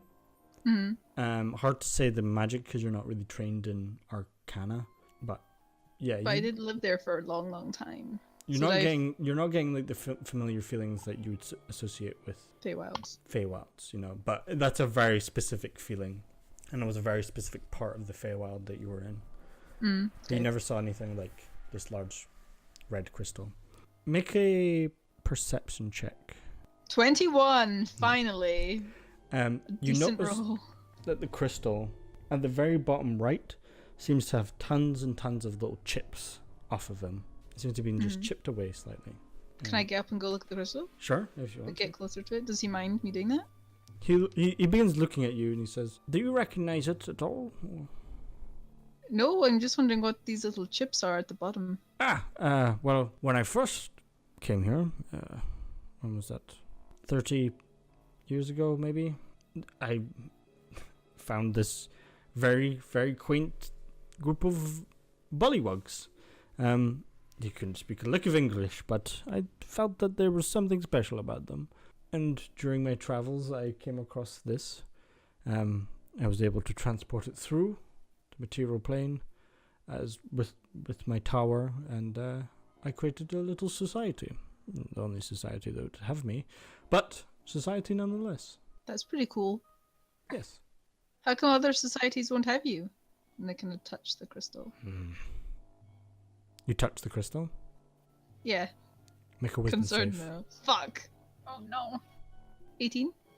As you touch the crystal, your hand, almost like a magnet, pushes towards it. And you get this vision of an underground chamber that seems to be glowing with a green light. And as you quickly get frightened, you pull it away, and he says, no, you do not touch it. Whoa, what was that? What did I see? What? Have you ever touched it before? No. I Is know he you don't lying? touch it. Yeah, you can Is he make an lying? insight check. 19. He's definitely withholding some truth. For sure. You have touched it. Well, maybe once or twice, but... And I lean in really close. What did you see when you looked inside the crystal? Death. Nothingness. The void. A darkness coming from the sky. Is he lying again? You can make another insight check. Natural 20. He's Nice. 100% telling the truth. Oh, that's kind of spooky. I just saw a crystal. The crystal was just the start. And he kind of just gets this 1,000-yard stare. Zal leans over to Véda like, he kind of described something that sounds like my home, to be honest. Do you think this crystal is from your home? Well, he said he got it from the Fae. What? It's I don't know. still another plane. Maybe he got confused, or maybe he crossed several. Can I make a religion check to see if this has anything to do with my plane, Sure. or if it has any religious significance or something? 17. 17. Nothing that rings a bell of these crystals. You haven't really seen anything like this in your plane of existence. And you haven't been here long enough to say whether it came from another one or not. But this is definitely not from the place you're from. This is way too colorful and terrible. Did you get it from the Feywilds? Yes. What, this crystal thing? Yes. I never saw anything like that in the Feywilds. It wasn't easy to find. Tell me about your time in the Fae. Good times, really. All round, good times. I met with Satire, man. Satire? Satire. Satire. He was a funny fella. Satyr. Satyr. Satire? I sat here once. Sat there. Yes. He was almost my guide of sorts. He needed my help with something.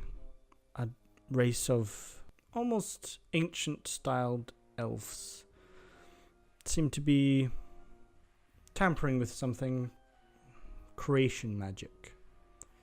They wanted to build more within the Feywild. And they were going to use this. I was hired by some lovely people to ensure that the Feywild stayed the way it was. What's wrong with the Fey expanding? It's pretty big anyway. Expanding into something different. Not the Feywild. And many people didn't like that. So I was powerful enough to bring it through to our plane. It seems like you may have brought some of the Fae with you and disrupted this plane instead. I don't think so.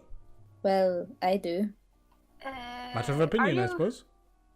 Are you aware, and she like points like backwards, are you aware that the forest is literally covered in thousands and thousands and thousands of undead that are literally like bursting out of the ground? No, not at all. Well, they're a thing. Are you sure? And we ran through all of that, and it was not a pleasant experience. I've been here for a long time, never experienced undead. How long have you been here? Said about 30 years. And you only recently built the dam. Oh yes, that was their doing. I don't have anything to do with them. I do most of my research here. They call me the spoken because I taught them how to speak. Maybe you should not have done this. I'm assuming your gem has something to do with these people. What people? Frog people?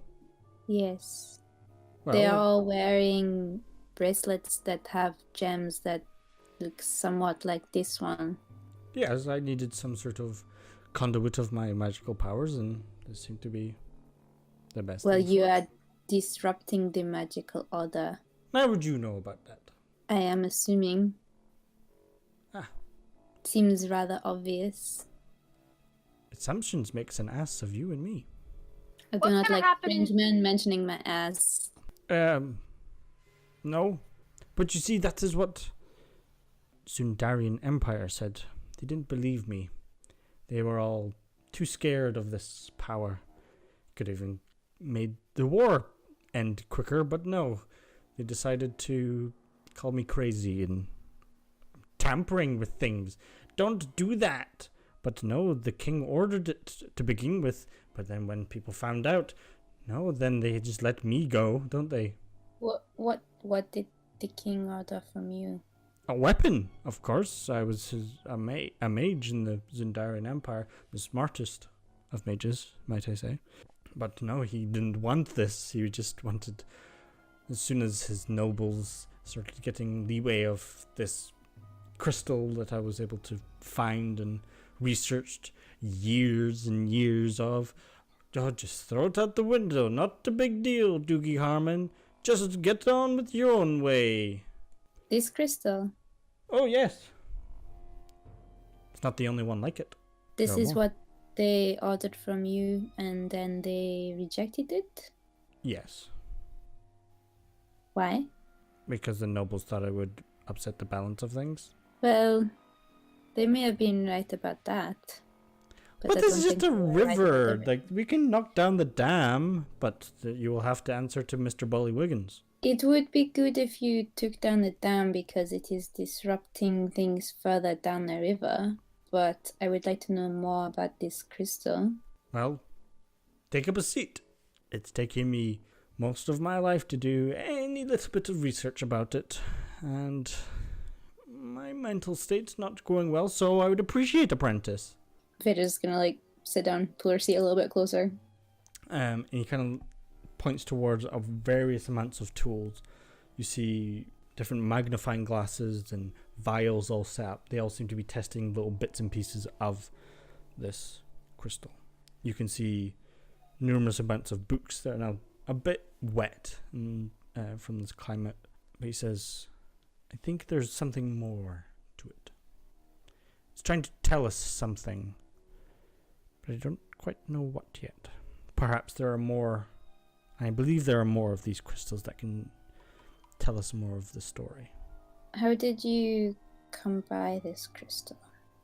Like I said, this satyr led me to, I think it was, what were they called?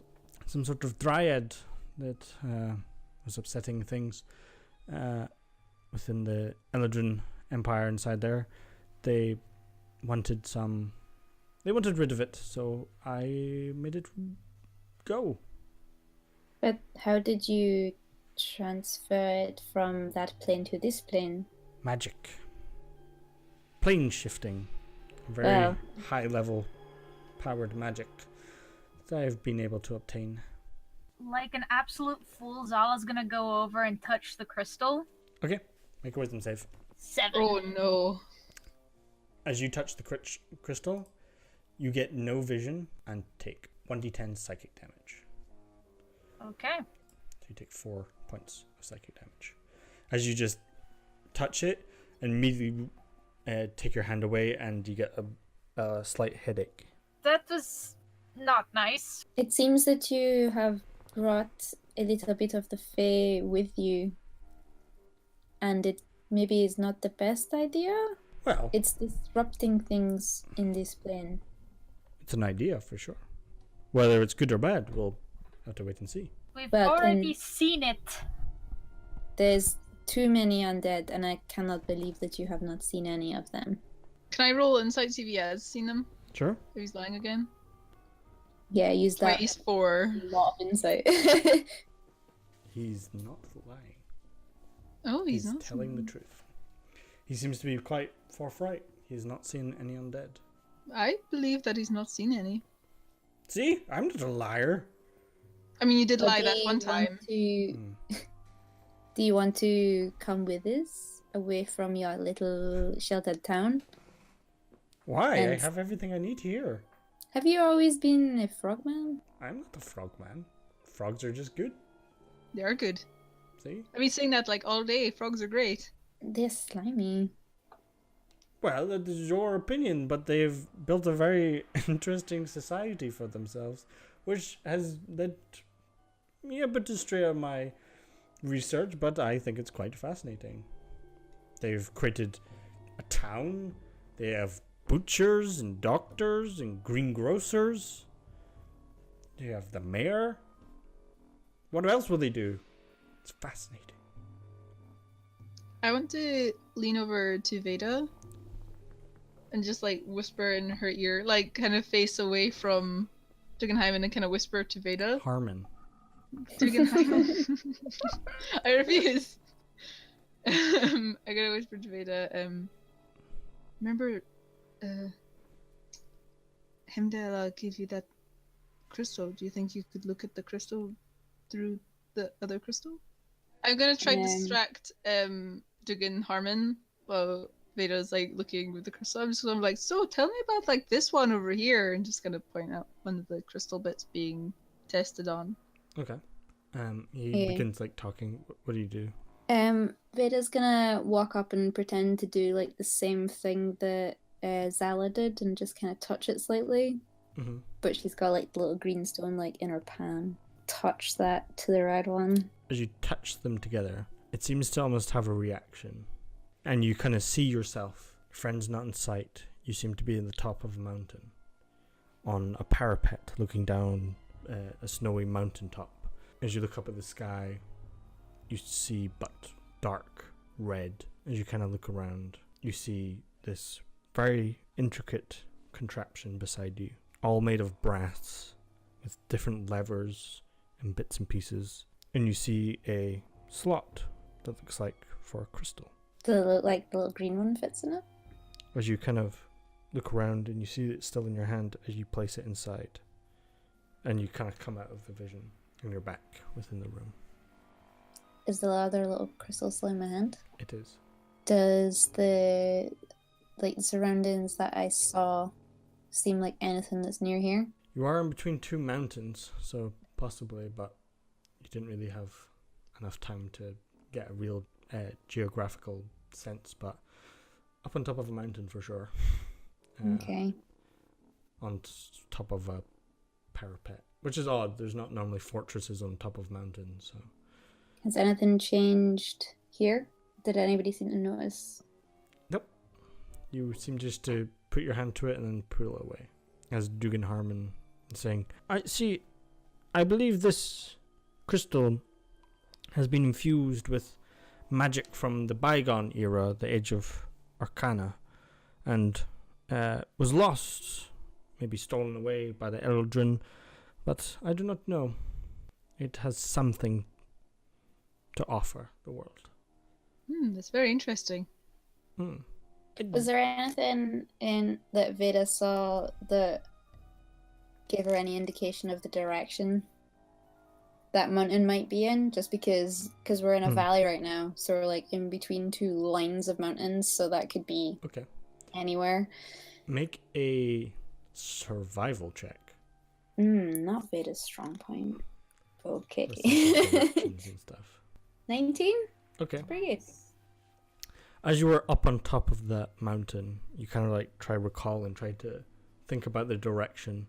Remember that you turned round and you saw mountains, and then you turned back. It was hard to say because you couldn't really get a sense of direction, but you looked out and there was a thick forest, and it was mostly flatter lands. So whether you looked over Zistan or the Zundarian Empire, there seemed to be mountains behind you and flatter land in front of you. And okay, so that doesn't really narrow it down at all. Yeah. Okay. I can't give you everything. I know, just that's a lot. Yeah. Okay. So, what would you guys like to do?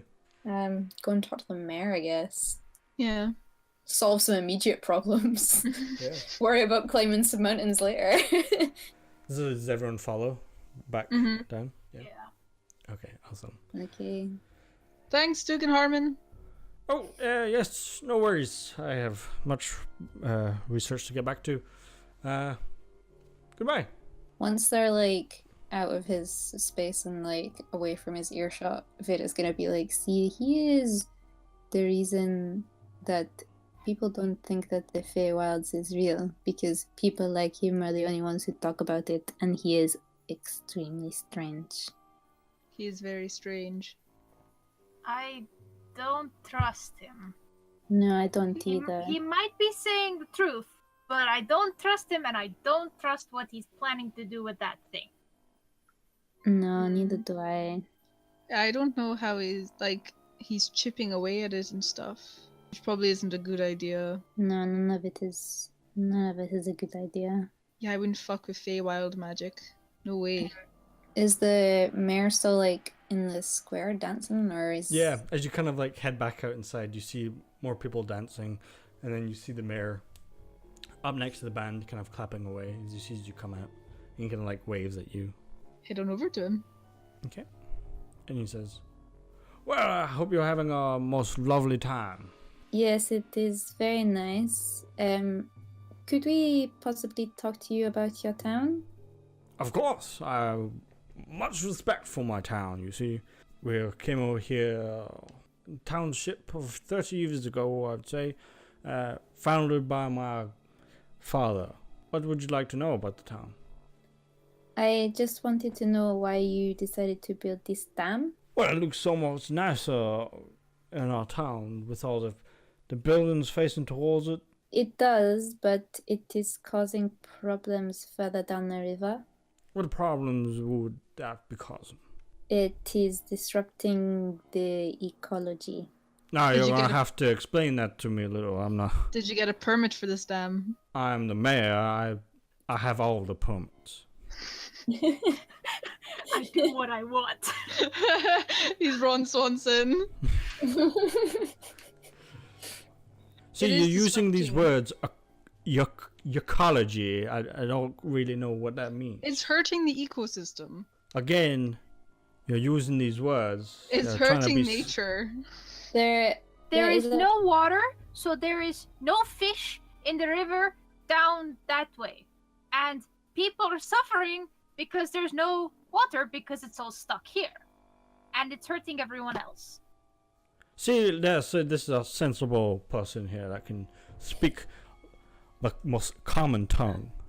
Thank you for explaining that to me. Well, this was not brought up for us, but now it took us a good while to build up this dam. And it'd be a mighty shame to see it just being destroyed. Perhaps if you could come up with a solution for us that both can satisfy my community of people and help your ecology, so you say. What would the damage to your town be if the dam was not there? It's all the money that comes in from people buying houses, you see. You buy houses for the view. Yes, exactly. You see, this retail. But isn't a river view and a lake view kind of, similar, but just, more closer? Well, we just got bored of the river, you see. We like this algae.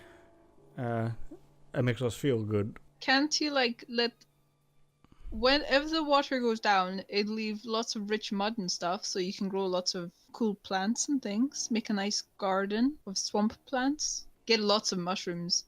Have a think about it. We're having a party at the minute, and we will bring it up to the council this evening.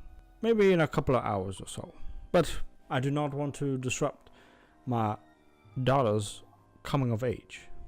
Head over to Bobby's shop over there. You can have a discussion if you so wish.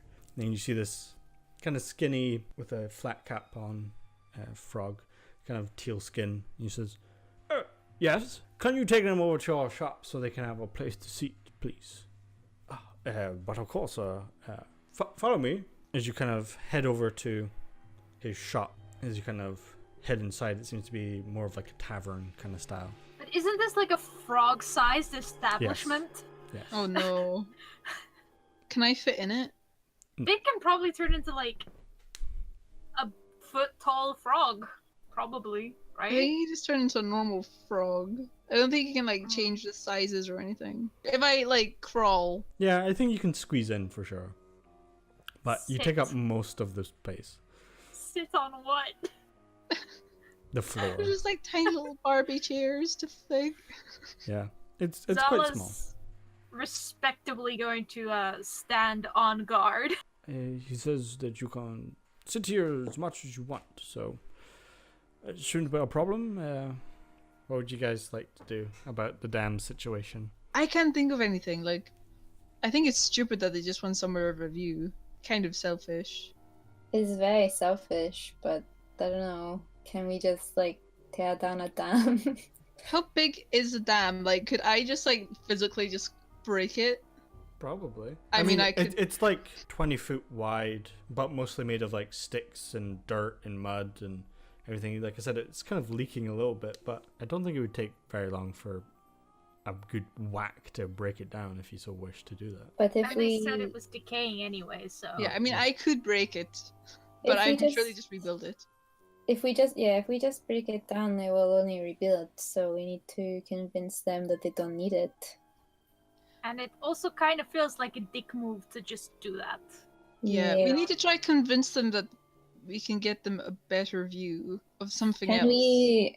Can we just walk around and talk about how lakes are so passe and Lakes are really in the season. rivers are far more interesting to watch? Yeah, or do you have creatures dangerous creatures living in water? Yes. Potentially. Okay, I imagine so. we could potentially say that there's crazy spooky shit in the water that might just eat their houses. Just come over and grab the house from inside the water, and that lakes are dangerous for this reason. But then the river will just swoosh and it can't stay in one place. But with the dam here, it's stuck. It can't go back up because the water is going one way, so it will get hungry and eat everyone. That's a really good idea. I could turn into like a panther or something and like come out of the water and just start growling at people. I'm sure you've never seen a panther before. Like a giant snake. Oh my god, guys. Turn into a giant snake. Yeah. Terrorize these tiny frog people. I can tearing down. I can do that. I can turn into a giant snake. But we need to like be sneaky about this so they don't know it's us. But Great. This is So- great. yeah, like turn into a giant water beast, terrorize people for half an hour, then pretend to sleep, and we tear the dam down. What do they attack me? You guys have to try and be like, get away from the snake, go, run. Okay, this sounds like a good idea. I say we go with this. How does Spooky river Véda snakes. feel about all this? She would normally be like, that's stupid, but after having talked to like the people in this town, she's like, yeah, that sounds good. We'll start spreading rumors that big lakes attract big snakes because it rhymes. And then Okay, well, I'll go okay. turn into a snake. I'll sneak off. give us a little time and then you pop your head up and look scary. What if I die in the river? I'm like, oh my god, I've been dragged underneath, and then turn into a snake. Like, bah! That's a good idea. Yes. Okay, come with us. Come with us. Okay. This is so fun. I'm so excited. I can't believe this is the idea we came No. up with. Okay, No. wait. Okay. I'll sit by the river with my little feet dangling in. Véda, once everything's in place, you do that thing where you can talk to me in my head, and then I'll do it. Okay, I'm going to find somebody and be like, aren't you concerned that there may be things who would normally move down the river get stuck in your leg? And then you can be like, oh no, it's got me, and then you fall. Yes, this sounds great. And also, they're all at the party, so they're all like super close to each other. And Oh, they're also a little bit drunk, so they will be more panicked. this is a great idea. I'm so excited. Veda's weirdly excited about being mischievous. Okay, I'm gonna roll up my trouser legs. Okay, I'm gonna go sit by the water and put my feet in. nice. Okay. And Is just there kind of anybody kick my feet. nearby? Yeah, like because you said there's the party all going, so. Okay, Veda's gonna like locate some frog people nearby and just Biggs kind is of like, what a wonderful day to be alive. Just speaking really loud. yeah, Veda's just gonna like kind of wander over to the frog people and be like, don't you worry about the river being blocked like this? That sometimes there are things that live in the water that you don't even see, and then they move past and it's no big deal. But if they are trapped, maybe they will cause problems for your town. There's some very big creatures that live in water. You don't even realize they're there. And I've heard of these kinds of things happening, you know. Yes, it's very, very scary. Yeah. Well, I haven't said it's ever happened in our town, so why should we be concerned? I think you're just making noise for no reason. Trying to upset us. Well, that's what everyone says, and then they get attacked. Like, you never know these things. It's always, you know, you need to be precautious about these kinds of things. Don't It you is a think? thought that we can bring up at the meeting later tonight, yes? Very Yeah. good. For now, we should absolutely enjoy the festivities. Oh, but of course. And you see him walking over to a punch bowl that just looks like sewage. And he seems to be pouring it in and then drinking it. He says, this is delicious. Would you like some? I am full. I apologize. Oh, no worries. Sure. Yeah, she's gonna be like, yes, I think I will take a moment to look over your beautiful view that you have with this lake. Yeah. Stand for a moment and look over the view and then cast message to Fig and be like, okay, now. Okay, Fig is gonna like kind of give Véda a wee nod, and then he's just gonna start screaming, and Yeah. be like, "Oh my god!" Ah! And just like go into the water, Mhm. like push himself under, and then just splash about for a bit, and then pause, and then come out as a big snake. Okay. Make a performance check with your splashing around. Do I get advantage?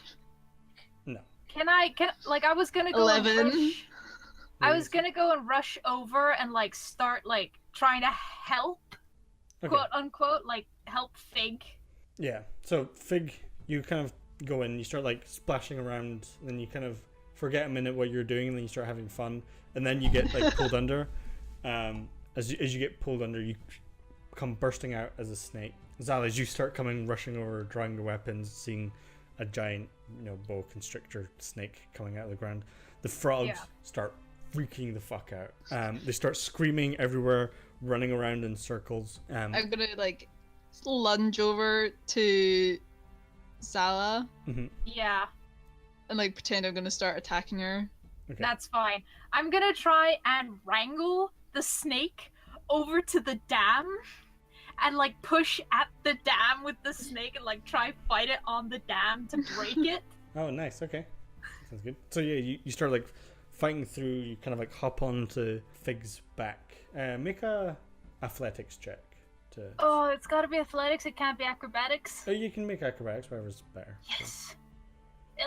Oh god, that could have been awful. Yeah, okay. It's slippery. Yeah, you're kind of like sliding down a bit, and you're kind of like trying to wrestle him. You kind of slip in the water slightly, and then you eventually pull over to the dam, where it's like there's a bridge on top of it, and it seems to hold in most of the water. You start like fighting into it. What would you guys like to do? The frogs are screaming and running around in circles, not knowing what to do. Some hop on frogs and start like just going around in circles. No, they do not leave the town. They all just seem to stay in the town and run around like the whole lake, and they don't know what to do. Véda's just gonna shout, everybody stay away from the water. Zala's gonna shout like, "You beast! Let Fig go!"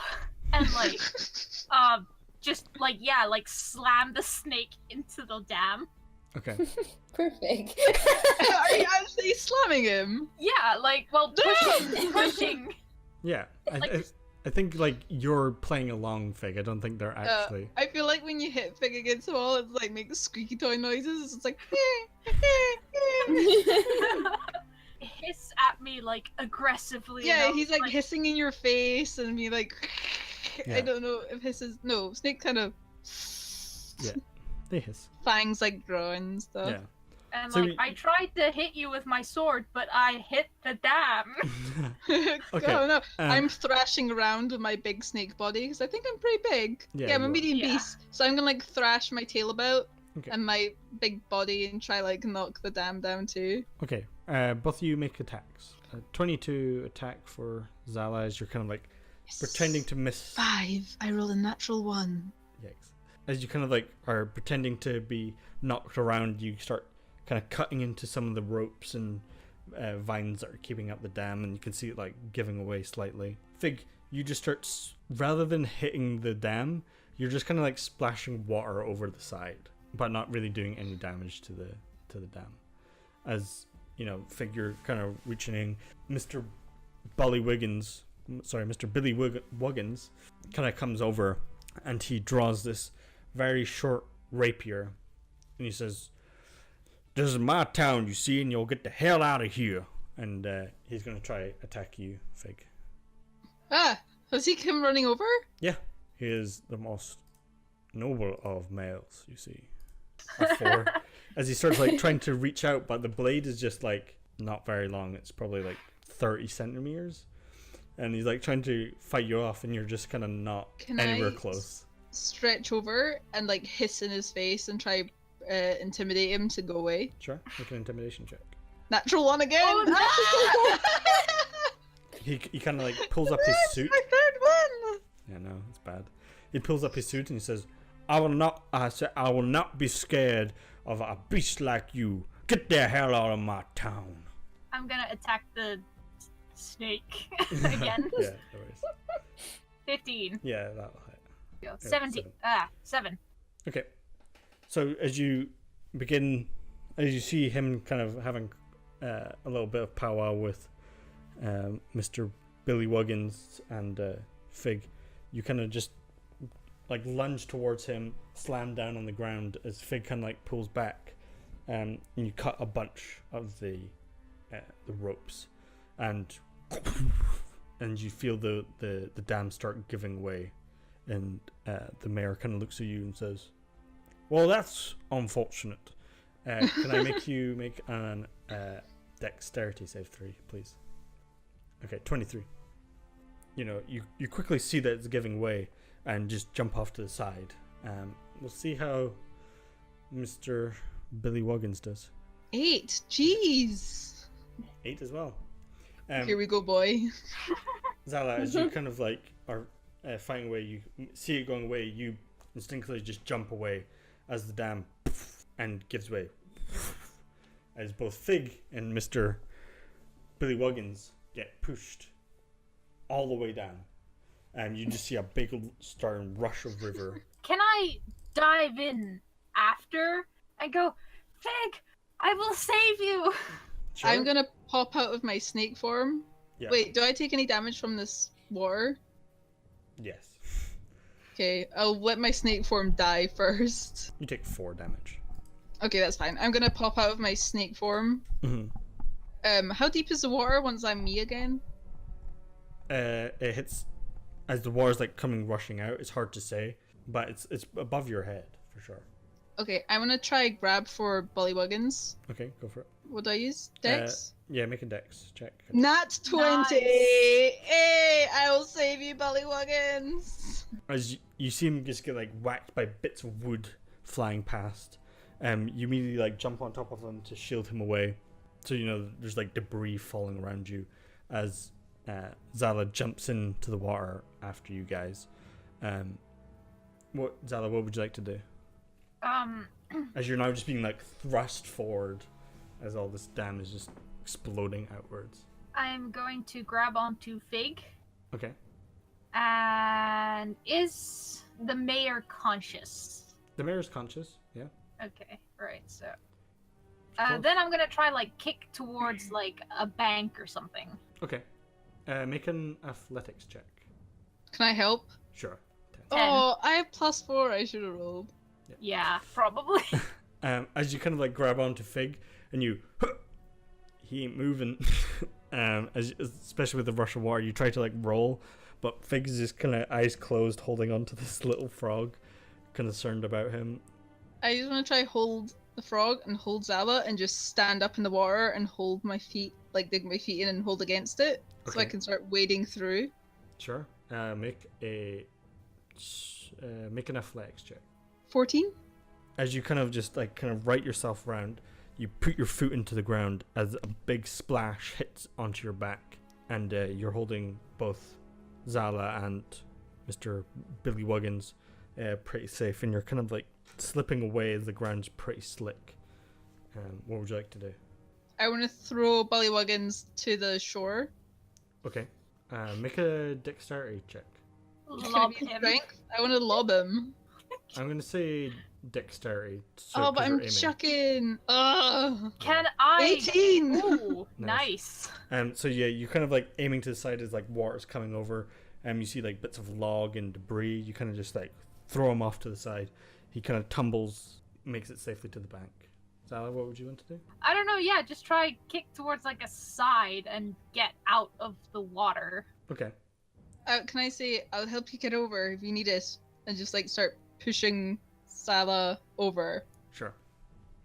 Yeah, as you both kind of now fighting against this rushing current, you're able to push out as you see the majority of the dam start caving through, and then just this Oh, large, shit. thick globule of mud just comes slumping out. It almost looks like a strange carcass of some kind that has been sitting at the bottom of this lake. And it seems to almost be 15-20 foot in diameter. And as the mud kind of like slowly sets, you see this just skeleton of this large creature. I feel like Véda's just been standing here watching this all and like, Yeah. well, if I even try and step in there, I'll get washed away immediately, so... Yeah. I want to go over to Bully. Oh, hello? Yes? Are you okay, my friend? I'm fine. Oh, thank goodness, that beast was awful.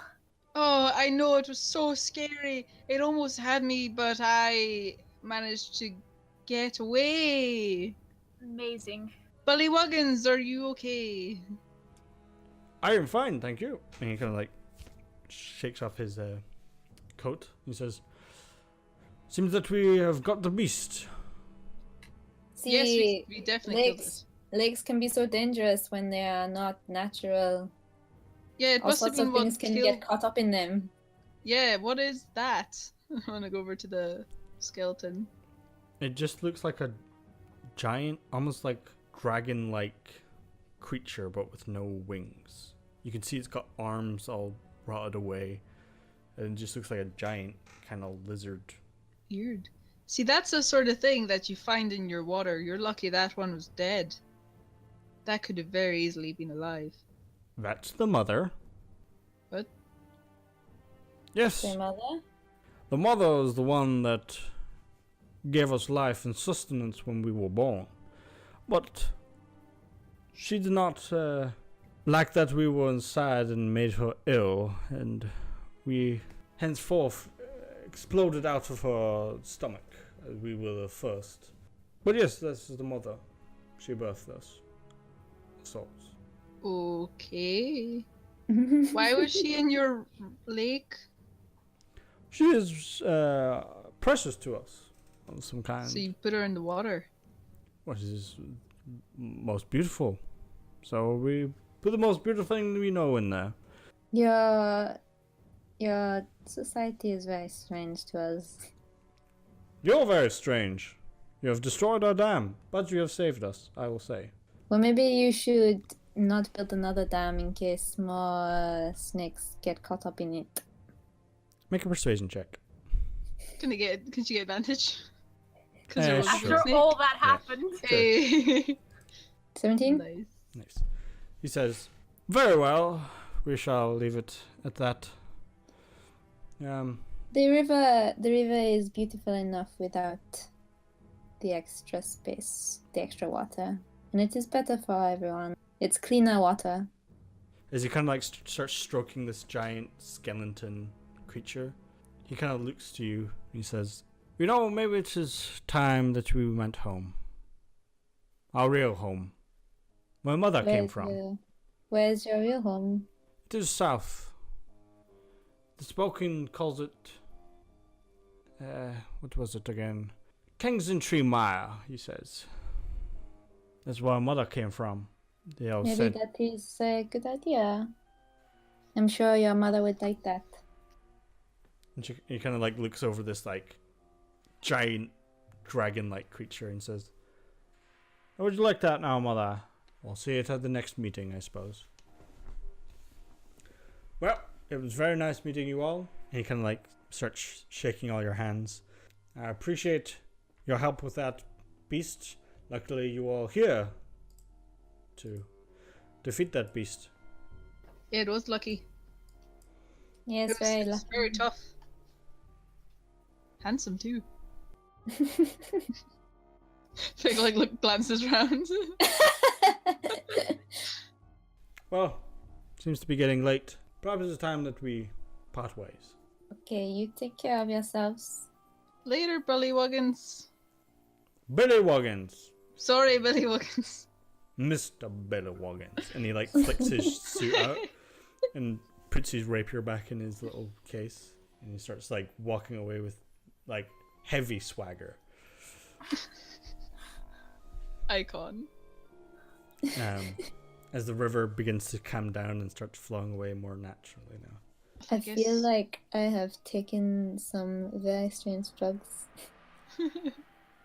This town is very, very odd. I didn't know I could turn into a snake. That was fun. Yeah, that was good. Shall Well we done. go? Shall we go now? Yes, please. Let's get out of here. I'm gonna walk for a little bit, and it's like I'm just gonna horse this and turn into a horse again. So as you turn into the horse, as you start riding away, the fog seems to pull back a bit. and seems to almost disappear as the rain starts pouring down heavily. I stop and I look up at the rain. It hurts And then your I eyes. just sort of, yeah. Big. What? Why you stopped? I'm just gonna do like a little happy skip Mhm. and like a couple of like happy jumps and then just carry on cantering. Yeah, as it almost knocks you guys off as you're like moving along. As this starts almost torrential rain, you hear off in the distance of thunder and lightning striking as you head back to town. A couple hours. As you We're kind gonna of see Poppy first, aren't we? Yeah, that's the same. Like as you're heading back. Okay. Down the river starts flowing more and more heavily. The mounds that you saw before, almost vanishing. No idea where they have gone. Maybe consumed by the river, maybe just a figment of your imagination. You come to the bridge where Poppy lies. He kind of like peers out, seeing you arrive. He says, "Oh, welcome. Nice to see you again." Is that better? Much better. Thank you. Do you feel more happy now? As you just see this stupid grin on his face. It's just like cheeks bulging out. Like he's almost putting it on, but you can tell that he's just happy. And he's, Aww. I'm with so his happy big for kind him. of blue, ice blue eyes, kind of like looking at you. Like almost a kid getting like a perfect birthday cake. And he's just like all excited about it. And he says, "Listen, you like shiny things, yes?" I don't not like shiny things.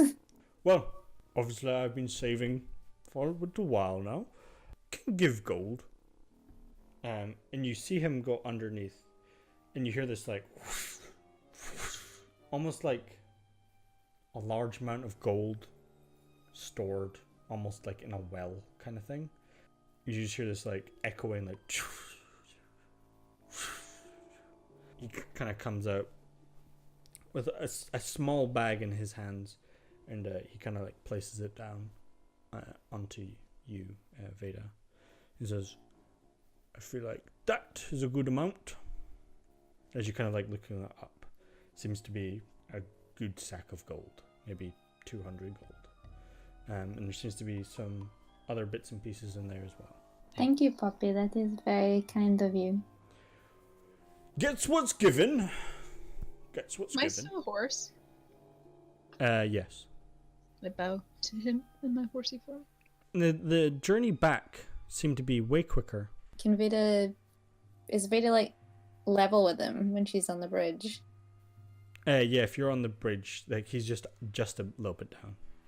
Okay. She's gonna lean over and give him a little kiss on the cheek. Oh. He falls over. Did he on his die? butt. He didn't die, but he falls over in his butt. The water over the top, and he holds his face as you just see him.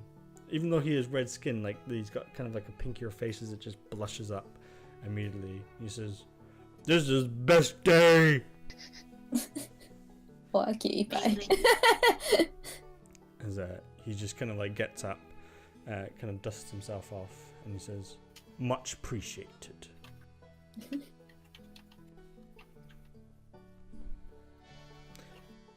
What would you guys like to do?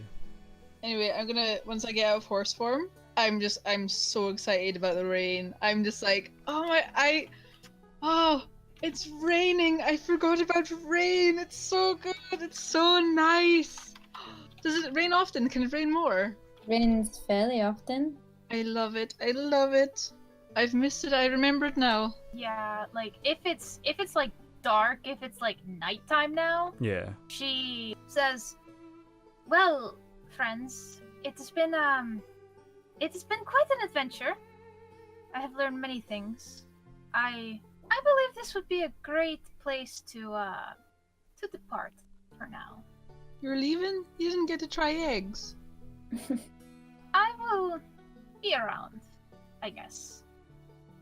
And, I'm gonna go over to Zala and just give her a really big hug. Okay, and like she hugs Dave back. It was so fun. Had such a good time, and I hope we get to see you again. I hope so too. And like when she gets released from the hug, she goes up to Véda and kisses her hand. Like really, really like soldier-like. Like there's Pay her respects. kind of militaristicness to her, and she says to both of you, if you ever need to find me, my name is Zala Merabanyendan. And she starts stepping backwards, and as she sort of like moves out of like whatever light you might like, whatever lights from Véda's hair, you literally just see her disappear into the darkness, like about 10-15 feet away from you. She's pretty cool. But you still hear her like footsteps over the bridge, and then she's gone. Well, babe. Yeah. I feel like that's a pretty good place to end tonight's session.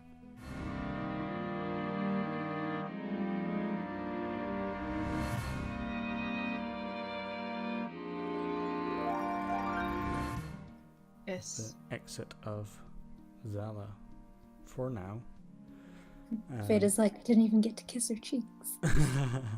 Fig's just running around in the rain at this point. Yeah. I feel like Véda's just like, God, I'm with him. I forgot. Oh, shit. Thanks, Gretz, for coming on. And Yeah, thanks, guys. You did great. Yeah. Woo! This was a lot of fun. Thank you for having me. all right. Of course. Where Love to have can you people again find sometime. you? You can find me at Moonlore Draws, one word, big M, big D, on almost baby. all social media sites. So yeah, we'll put all the links to your stuff in our descriptions on YouTube. But yeah, that was super fun. Yeah, that was really fun. I love the I bullywugs. felt like an absolute badass. You I were. feel You like fucking I'm outplayed all of tripping. us. I feel like I'm tripping balls. Yes. It was so weird. So weird. Just imagine, like, Zala's been here for about 3 weeks. She's just minded her own business in, like, this forest. And then suddenly, in one day, she fights a two-headed, she meets a person with fire for hair and a deer man. And then they go on an adventure. She sees thousands of fucking undead. Goes to a person who swats at these things with her broom. And then sees an entire small village of frog people who are very into lakeside real estate. To be fair, though, Welcome to my world. Zala has been here longer than Fig has. He's just accepting this all as normal. He's like, this is what happens, I guess. Doesn't happen where I'm from, but sure thing. I guess there's just loads of skeletons. Thanks for listening to this week's episode of Draw Your Swords. And don't forget to like and subscribe. And check out our social media at DYS Podcast.